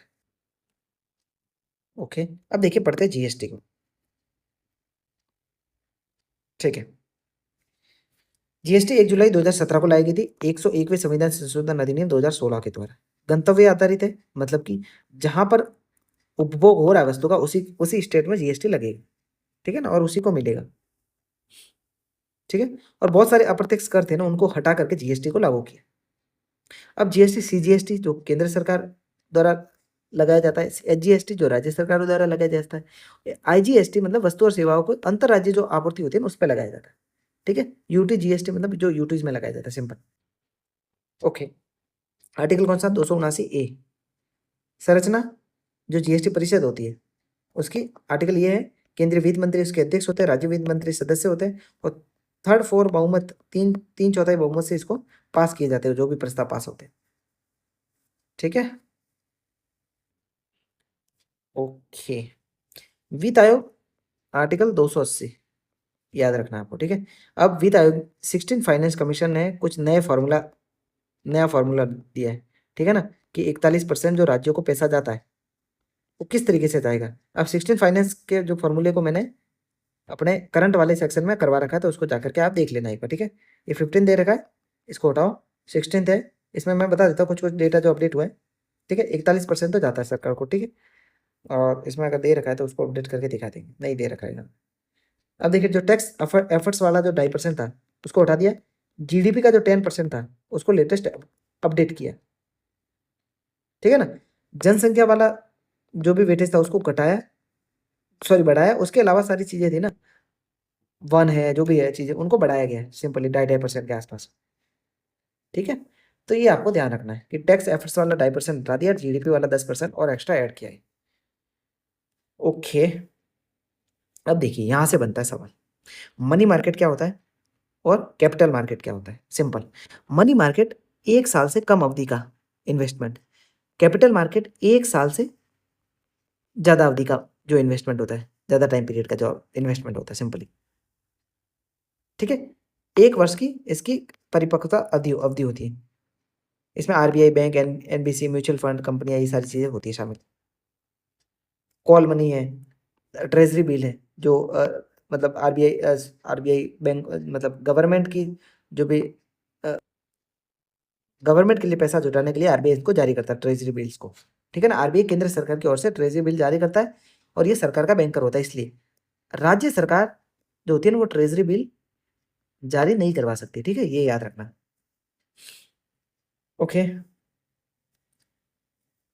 Veg and means advances अर्थोपाय जो उपाय थे अपने अग्रिम थे वो पढ़ा था, कि आरबीआई द्वारा सरकार को दिए जाने वाले अस्थायी ऋण या फिर ओवरड्राफ्ट जो होते हैं ना उनको कहा जाता है, ठीक है। इसका उद्देश्य सरकारी व्यय प्राप्तियों के बीच में जो असमानता होती है, अंतराल होता है, जैसे राजस्व घाटा है, उसको कम करने के लिए वेज एंड मीन्स एडवांसेस का उपयोग हो सकता है, ठीक है। ये वित्त का प्राथमिक स्रोत नहीं है। ओके,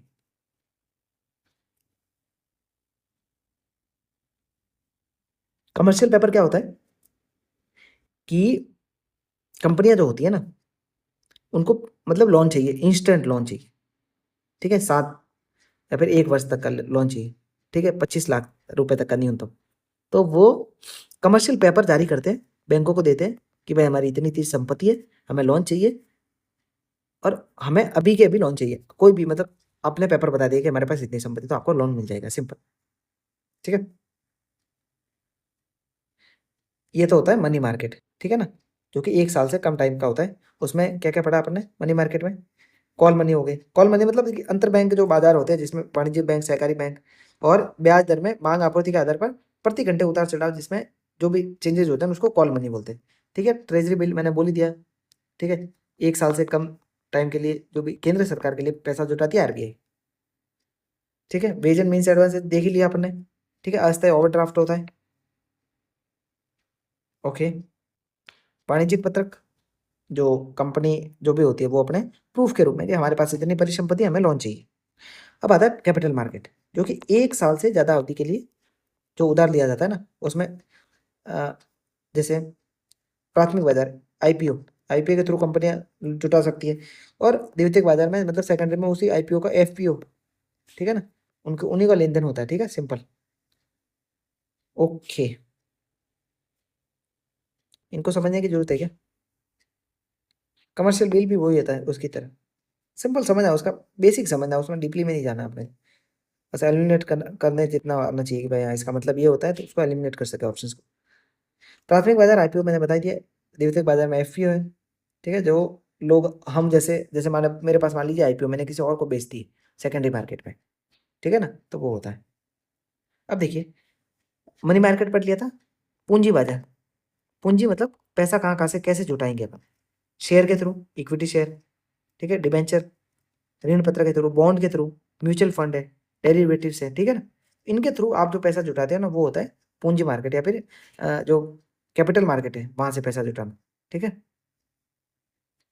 अब ये शेयर, डिबेंचर, ये ज़्यादा इतना डीपली पढ़ने की जरूरत नहीं, आप इसको एक बार गो थ्रू कर लेना। आप 5 मिनट वीडियो खींचने से मतलब नहीं, एक बार आप पढ़ के समझ सकते हो, उतना देखना है बस। ठीक है ना, अब देखिए बॉन्ड क्या होता है, जैसे गवर्नमेंट बॉन्ड है, तो इस पर प्रॉफिट नहीं मिलेगा आपको, बस मतलब एक एक रेगुलर अमाउंट ऑफ इंटरेस्ट मिलता रहेगा आपको, ब्याज दर आपको मिलती रहेगी, वो होता है बॉन्ड। शेयर में क्या होता है, शेयर में आपको प्रॉफिट मिलेगा। ठीक है, अभी 2025 में सवाल आ रखा था कि भाई शेयर होल्डर कंपनी का ओनर होता है। सिंपल बात, आपके पास किसी कंपनी का 1% शेयर है, आप उस कंपनी के 1% के मालिक हो। और अगर आपके पास किसी कंपनी का या फिर गवर्नमेंट का बॉन्ड है, तो आप गवर्नमेंट के ओनर नहीं हो, आप सिर्फ ऋणदाता हो, जिन्होंने सरकार को लोन दिया है। ठीक है, और आपको उसके बदले इंटरेस्ट मिल रहा है। जब भी नीलामी होती है, तो शेयर होल्डर होता है ना, उसको सबसे बाद में पैसा मिलता है, बॉन्ड होल्डर को सबसे पहले भुगतान किया जाएगा। ठीक है ना, क्योंकि वो उसका मालिक नहीं है। यही सवाल था 2025 का। ठीक है, ओके, अब देखिए कुछ बॉन्ड के टाइप पे पढ़ लेते हैं एक बार। देखिए, बॉन्ड का मतलब पैसा जुटाना है, और उसके बदले आप इंटरेस्ट दोगे। ठीक है, मुझे पैसा चाहिए, मैंने मेरे पास मतलब मेरी कोई कंपनी है, मैंने बॉन्ड जारी कर दिया क्योंकि मुझे चाहिए था पैसा, और मुझे पैसा मिल गया, और मैं लोगों को कर रहा हूँ इंटरेस्ट पेमेंट। ठीक है, मसाला बॉन्ड क्या होता है, किसी भारतीय मुद्रास्फीति सूचकांक बॉन्ड संस्था या फिर कॉर्पोरेट द्वारा भारत के बाहर भारतीय मुद्रा में बॉन्ड जारी करना। ठीक है ना, भारत के बाहर मान लीजिए अमेरिका में मुझे भारतीय मुद्रा जुटानी है, तो मुझे मसाला बॉन्ड जारी करना पड़ेगा। सॉवरेन गोल्ड बॉन्ड मतलब गोल्ड खरीदने से अच्छा है कि आप इस बॉन्ड में निवेश कर दो, जितना भी गोल्ड की कीमत में फ्लक्चुएशन होगा, उसी आधार पर, उसी बेस पर आपको भी प्रॉफिट या फिर घाटा जो भी होगा होगा। ठीक है ना, शून्य कूपन बॉन्ड, बॉन्ड क्या होता है कि मान लीजिए उस पर अंकित मूल्य तो 100 रुपये, लेकिन आप उसने कुछ छूट दे करके जीरो मतलब जो भी आपने डिस्काउंट दिया उस पर जारी कर दिया। ठीक है, ब्याज नहीं मिलेगा इसको, लेकिन मान लीजिए 80 रुपये में आपने इसको जारी कर दिया, लेकिन जब इसकी मैच्योरिटी पीरियड होगा तो उसको आपका उसको उसका वापस 100 रुपये आपको वापस मिलेगा। ठीक है, इंटरेस्ट देने की जगह डिस्काउंट पर बेचते हैं, और जो भी अंकित मूल्य होता है उस पर वापस खरीद लेते हैं। ठीक है, ठीक है, this is not much beneficial. अब देखिए, मनी मार्केट जितना भी जो भी होता है, वो आरबीआई के थ्रू रेगुलेट किया जाता है।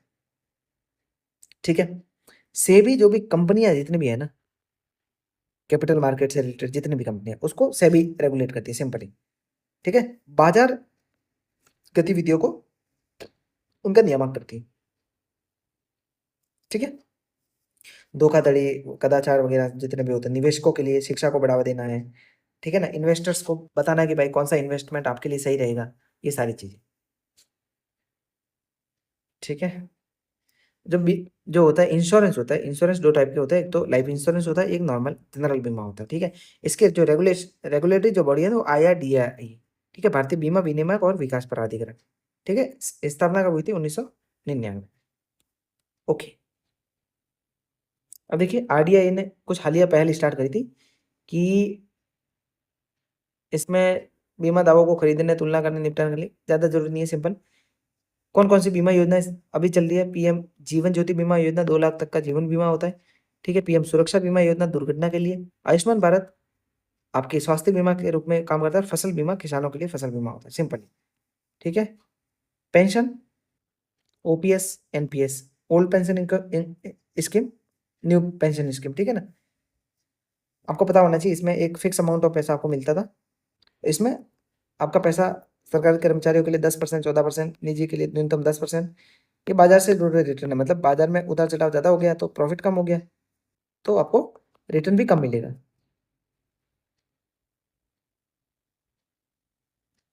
वित्तीय समावेशन क्या होता है कि लोगों तक बैंकिंग सुविधाएँ पहुँचे, जैसे यूपीआई के थ्रू, रुपए के थ्रू, ठीक है?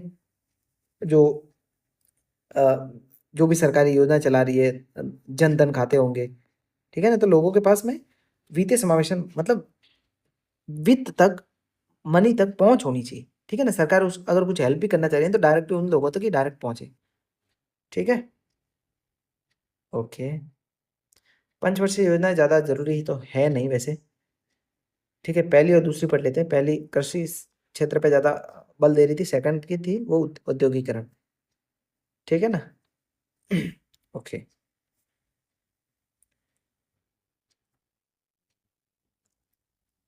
अब ये वाला कांसेप्ट ज़रूरी है, ठीक है? बैलेंस ऑफ पेमेंट्स का मतलब क्या है? एक वार्षिक वित्तीय विवरण है। इसमें क्या होता है कि किसी देश के निवासियों की शेष शेष विश्व के साथ में मौद्रिक लेन-देन कितना हो रहा है? मतलब आयात, निर्यात, इसका अंतर कंप्लीटली, ठीक है? अब इसमें 2 खाते होते हैं, चालू खाता और पूंजीगत खाता, ठीक है? पूंजीगत खाता में विदेशी निवेश होता है जिसमें एफडीआई के थ्रू हो सकता है, पोर्टफोलियो निवेश एफपीआई के थ्रू हो सकता है, ऋण के थ्रू हो सकता है, बैंकिंग पूंजी हो सकती है। चालू खाते में जो वस्तुओं का व्यापार होता है और अदृश्य वस्तुओं में जैसे सेवा है, ठीक है? स्थानांतरण जो भी आपको पैसा मिला है दूसरे मतलब राष्ट्रों से भुगतान के रूप में, वो सारी चीज़ें, ठीक है ना? चालू खाता संतुलन मतलब इसका मतलब क्या है कि वित्तीय वर्ष के दौरान निवेशों द्वारा शेष विश्व के साथ में वस्तुओं, सेवाओं और आय से संबंधित जो भी सभी लेन-देन होते हैं ना, वो रिकॉर्ड किए जाते हैं चालू खाता में, ठीक है? ओके, सिंपल समझना है। चालू खाते में दृश्य वस्तु होती है, वस्तुओं का व्यापार और अदृश्य वस्तु है जिसमें सेवा हो गए, स्थानांतरण हो गया, अनुदान हो गया। पूंजी खाते में विदेशी निवेश होता है। निवेश 2 टाइप से हो सकता है, एफडीआई और पोर्टफोलियो के थ्रू। ऋण में ला सकते हैं पैसा और बैंकिंग पूंजी भी आपके पास में हो सकती है। ठीक है? ये सब कुछ दे रखा है, इतना ज़्यादा डीप में जाने की कोई ज़रूरत नहीं है। पूंजी खाता संतुलन कैसे होता है? विदेशी निवेश एफडीआई, ऋण में एक्सटर्नल कमर्शियल बोरोइंग हो सकती है और बैंकिंग पूंजी। एफडीआई एफडीआई देखिए, अगर कोई मान लीजिए फ्लिपकार्ट एक कंपनी है ₹100 की है, लेकिन किसी दूसरी कंपनी ने इसमें 10% या फिर उससे ज़्यादा का पैसा इन्वेस्ट कर दिया, तो वो होगा एफडीआई, विदेशी कंपनी मान लीजिए। ठीक है ना? ठीक है? एफपीआई क्या होता है? पोर्टफोलियो इन्वेस्टमेंट 10% से कम। और एक बात और ध्यान रखना कि मान लीजिए एक बार एफडीआई हो गया, मतलब किसी कंपनी ने 12% का इन्वेस्टमेंट कर दिया, लेकिन वो घट करके इन फ्यूचर 8% ही बच जाए, फिर भी वो एफडीआई होगा, ठीक है ना? तो कम हो रहा है इसका मतलब ये नहीं कि उसका एफडीआई वाला टैग हट जाएगा, वो रहेगा एफडीआई, ठीक है?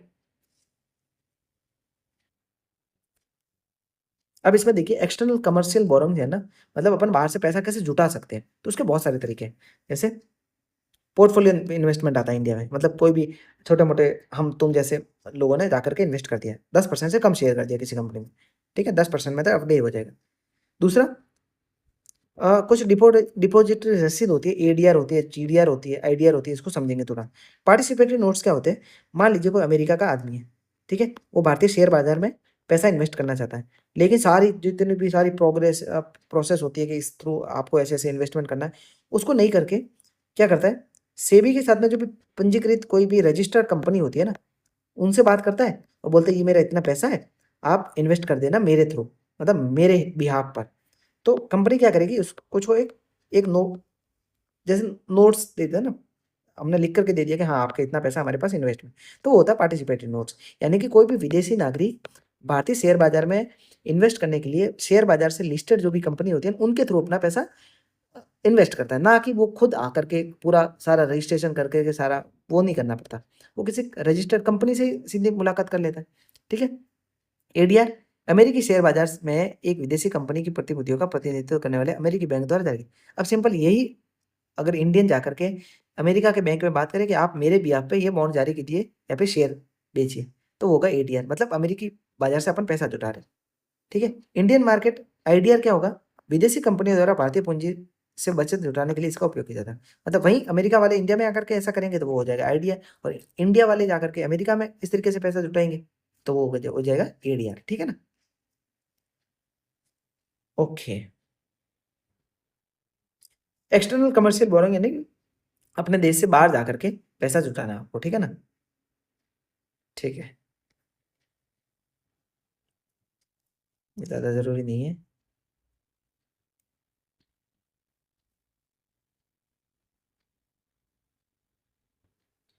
ये देखिए, स्थिर विनिमय दर क्या होती है कि घरेलू जो मुद्रा है,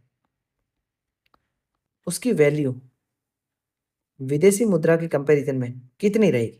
तो स्थिर में तो क्या होता है कि सरकार तय करती है कि मुद्रा दर क्या होगी। अस्थिर में मुक्त प्रवाह मतलब मार्केट डिसाइड करेगा कि आपकी मुद्रा की वैल्यू बढ़ेगी कि घटेगी। जैसे अभी इंडिया का जो रुपये है अराउंड 96 रुपीज़ हो गया $1 के मुकाबले, ठीक है ना? तो ये मार्केट फोर्सेस डिसाइड कर रहे हैं कि इंडिया के रुपए की कीमत क्या होगी। तो वो होता है अस्थिर विनिमय दर प्रणाली, स्थिर में सरकार डिसाइड करती है, ठीक है ना? अब देखिए 2-3 टाइप की टर्मिनोलॉजी आपको समझना है। एक तो मूल्य ह्रास होता है, डिप्रिसिएशन, और एक अवमूल्यन होता है, ठीक है? इसको क्या कहेंगे? डिवैल्यूएशन, ठीक है ना? डिवैल्यूएशन, डिवैल्यूएशन और इसको क्या कहेंगे? डेप्रिसिएशन, ठीक है? बाजार शक्तियाँ जब तय करती है ना कि भारत के रुपए का कितनी वैल्यू होगी, मतलब वो गिरेगा या फिर उठेगा, ये बाजार फोर्स तय करेगी, तो होगा डेप्रिसिएशन, मतलब मूल्यह्रास हो जाएगा। डिवैल्यूएशन क्या हो जाएगा कि जब सरकारें खुद जानबूझकर या तो अपने रुपए को गिरा देते हैं या फिर उठा देते हैं। तो जब हस्तक्षेप होता है ना, बाहरी हस्तक्षेप सरकारों का, उसको कहेंगे डिवैल्यूएशन, और डेप्रिसिएशन कहेंगे जो मार्केट फोर्सेस से तय होता है, ठीक है? अभी विनिमय दर का क्या इतिहास रहा है अपने को नहीं पढ़ना।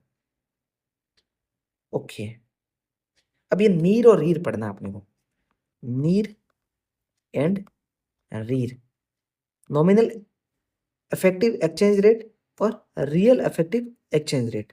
नीर में क्या है, इसमें इन्फ्लेशन को समायोजित नहीं किया है, एडजस्ट नहीं किया है, ठीक है? रीर में क्या हो जाता है कि इन्फ्लेशन है ना, उसको समायोजित कर दिया गया, ठीक है? ओके, देखिए रीर भारत और इसके व्यापारिक साझेदारियों के बीच में जो मुद्रास्फीति के लिए, अब देखिए ये इसका यूज़ किस लिए होता है? एक टोकरी है, ठीक है? इसमें बहुत सारी वस्तुएँ पड़ रखी है, बहुत सारी मतलब वस्तुएँ क्या मुद्राएँ पड़ रखी है, उसमें वैल्यू क्या रहेगी मुद्रा की, ठीक है? इन्फ्लेशन को ऐड करके और इन्फ्लेशन को हटा करके, वो डिसाइड करेगी कि कौन सी मुद्रा कितनी स्ट्रॉन्ग, ठीक है ना? तो उसके लिए नीर और रीर का यूज़ होता है, ठीक है? ओके, अब देखिए अगर रीर बढ़ रहा है, तो आपकी वस्तु है ना विदेशी मार्केट में महँगी हो रही है, प्रतिस्पर्धा कम हो रही है, ठीक है ना? आप कॉम्पिटिटिवनेस कम हो रही है आपकी, कि भाई आप कॉम्पिटिशन नहीं कर पा रहे हो, क्यों? क्योंकि कोई आपसे ज़्यादा सस्ता बेच रहा है। तो रीर बढ़ रहा है मतलब कि वस्तुएँ महँगी हो रही है, रीर घट रहा है मतलब वस्तु कम हो रही है, मतलब उसकी कम महँगाई कम हो रही है, ठीक है ना? अब भारतीय रुपए को कैसे कन्वर्ट किया जा सकता है? परिवर्तनीय से मतलब है कि किसी भी प्रतिबंध के आधार पर रुपए को विदेशी मुद्राओं से स्वतंत्र रूप से कितना विनिमय किया जा सकता है। चालू खाता में आप पूरी तरीके से करवा सकते हो, लेकिन पूंजी खाता के थ्रू चालू खाता आपने पढ़ा था ना कि भाई वस्तुओं का व्यापार वगैरह हो गया, उसमें तो आप कन्वर्ट करवा सकते हो इंडियन रुपये को डॉलर में भी करवा सकते हो। लेकिन पूंजी खाता मतलब किसी कंपनी में आप इन्वेस्ट करो, FDI, FPI, external commercial borrowings, इसमें आपका रुपए पूरी तरीके से आप कन्वर्ट नहीं करवा सकते जितने करवाना चाहते हो। ठीक है ना, उसमें बहुत सारी कुछ प्रतिबंध लगा रखे हैं। तो तारापुर समुद्री ने बोला था कि अ, सकल जो राजकोषीय घाटा है उसके 3.5% से कम आपको रखना है, ये परिवर्तनीय था। ठीक है,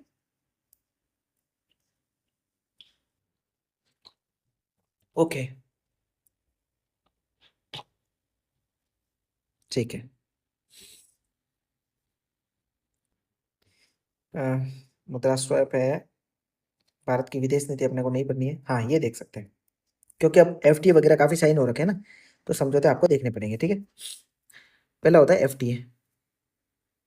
ठीक है, पीटीए से स्टार्ट करते हैं। पीटीए, सदस्य देश कुछ उत्पादों के टैरिफ कम कर देते हैं। सिर्फ भारत मर्कसो, जो कि फ्रांस के साथ में आई थिंक। ठीक है, मुक्त व्यापार है, जो कि अभी अभी बहुत सारे ईयू के साथ में हो रखा है साइन, ओमान के साथ हुआ है। ठीक है, न्यूजीलैंड के साथ हुआ है। तो एफटीए क्या होता है, सदस्य देशों के बीच में व्यापार की जाने वाली बहुत सारी वस्तुओं के बीच में टैरिफ समाप्त कर दिए जाते हैं या फिर कम कर दिए जाते हैं। जैसे भारत आसियान हो गया, न्यूजीलैंड, ओमान, ईयू के साथ में जो टैरिफ, जो एफटीए साइन हो रखा है। ठीक है, व्यापार आर्थिक सहयोग समझौता किसे कहते हैं, निवेश, सेवाएं, मौद्रिक संपदाओं के साथ साथ एफटीए लाभों को भी मतलब एक व्यापार समझौते के साथ इसको अपनाया जाता है। सीमा शुल्क संघ, इसमें सदस्य आंतरिक शुल्कों को समाप्त कर देते हैं, और जैसे कि दक्षिणी अफ्रीकी जो सीमा शुल्क संघ है उसमें सीमा शुल्कों को कम कर दिया जाता है। एक समान बाजार, जैसे यूरोपीय आर्थिक क्षेत्र। ठीक है, उसमें श्रम, पूंजी, सेवा सारी की मुक्त आवाजाही होती है। आर्थिक संघ, ठीक है, जैसे ईयू हो गया, कि उसमें साझा आर्थिक नीति है कि कैसे आर्थिक विकास को बढ़ावा देना है। राजनीतिक एकीकरण भी इनका सेम रहता है लगभग। ठीक है, सबसे टॉप पर होता है मौद्रिक संघ। ठीक है, जिनका मतलब मुद्रा भी एक जैसे होती है, जैसे यूरोजोन, यूरोपियन यूनियन की हो गई। ठीक है, तो ये होते हैं कुछ जो समझौते होते हैं उनके टाइप्स। ओके, आगे बढ़ते हैं दोस्तों। कुछ अंतर्राष्ट्रीय संस्था उनको देख लेते हैं। आईएमएफ, विश्व बैंक, वर्ल्ड बैंक। यहाँ से सवाल हर साल बनता है। ठीक है, देखते हैं। आईएमएफ 1944 में ब्रेटन वुड्स सम्मेलन से इसको इसका मतलब जन्म हुआ, बर्थ हुआ इसका, वॉशिंगटन डीसी में इसका मुख्यालय है। ठीक है, इसका मुख्य उद्देश्य क्या है ये समझना है। यहाँ से वर्ल्ड बैंक और इसको कंपैरिजन करके पूछ लेंगे। आईएमएफ का मुख्य उद्देश्य है कि मौद्रिक स्थिरता लाना है, वैश्विक आर्थिक सहयोग को बढ़ावा देना है। वर्ल्ड बैंक का मुख्य उद्देश्य गरीबी उन्मूलन को कम करना है, वित्तीय और तकनीकी सहायता देना है। ठीक है, वित्तीय वर्ल्ड बैंक में 5 संस्थाएं शामिल है। आईबीआरडी, जैसे मध्यम आय वाले देशों को ऋण देता है, सिंपल। आईडीए, सबसे गरीब देशों को ब्याज मुक्त ऋण देता है। आईएफसी, निजी क्षेत्रों के विकास को बढ़ावा देने के लिए लोन देता है। मीगा क्या है, राजनीतिक जोखिम को बीमा प्रदान करता है। और आईसीएसआईडी, निवेश, जो इन्वेस्टमेंट से रिलेटेड जितने भी विवाद होते हैं ना, उनका समाधान करता है। ठीक है, और भारत के आईसीएसआईडी के अलावा सभी जो भी वर्ल्ड बैंक की जो जितने भी संस्थाएं हैं उनका सदस्य है। ठीक है, ओके। आईएमएफ संकटग्रस्त देशों को अल्पकालिक वित्तीय सहायता प्रदान करता है, और जैसे जैसे विनिमय दर आपकी जो अस्थिर होगी उसको ठीक करने के लिए पैसा दे देगा। ठीक है, डब्ल्यूटीओ पहले गैर था 1947, उसके बाद 1995 में इसको नाम बदल करके या फिर उसको और संगठित करके डब्ल्यूटीओ बना दिया। ठीक है ना, okay. NDB, new development bank, Asia development bank, एशियाई अवसंरचना निवेश बैंक। ठीक है, इनको देखते हैं थोड़ा सा। न्यू डेवलपमेंट बैंक 1914 में ब्रिक्स देशों द्वारा स्टार्ट किया गया था, शंघाई में है। और एडीबी क्या है, एशियन डेवलपमेंट बैंक, 1966 में मनीला फिलीपींस में इसका मुख्यालय। एशिया प्रशांत क्षेत्र के आर्थिक विकास को बढ़ावा देने के लिए इसको स्टार्ट किया गया था। ठीक है ना, ठीक है। एनडीबी किसका, ब्रिक्स बैंक भी कहते हैं इसको। ठीक है, एनडीबी, एशियन अवसंरचना निवेश बैंक, 2016 बीजिंग में। ठीक है, एशिया में बुनियादी ढांचा जो परियोजना है ना उनको वित्त पोषित करने के लिए इसका इसका एस्टेब्लिशमेंट हुआ था। अब देखिए G20 में भारत है, G8 में जब रूस शामिल हो जाता है, G7 ये जो कंट्रीज है, फ्रांस, जर्मनी, इटली, ये 3 तो 4 होगी, यूरोपियन कंट्री, यूके। ठीक है, वैसे तो यूरोपियन यूनियन से हट चुका है यूके। संयुक्त राज्य अमेरिका, कनाडा होगी नॉर्थ अमेरिका की, और जापान होगी ये एशियन कंट्री। ठीक है ना, ओके। ओपेक पेट्रोलियम निर्यातक जो देश है ना, 1960 में उनका मुख्यालय वियना ऑस्ट्रेलिया में। इनका एक ग्रुप है और जिसमें सऊदी अरेबिया है, इराक है, ईरान सहित टोटल 12 देश है। ठीक है, वैश्विक कीमतों को स्थिर करने के लिए और तेल आपूर्ति को नियंत्रित करने के लिए इसका एस्टेब्लिशमेंट हुआ था।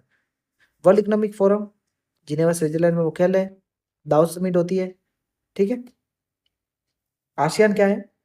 दक्षिणी पूर्वी एशियाई राष्ट्र संघ है। ठीक है, 1967 में इसकी स्थापना हुई थी। जकार्ता इंडोनेशिया में इसकी मतलब वो है, मुख्यालय है।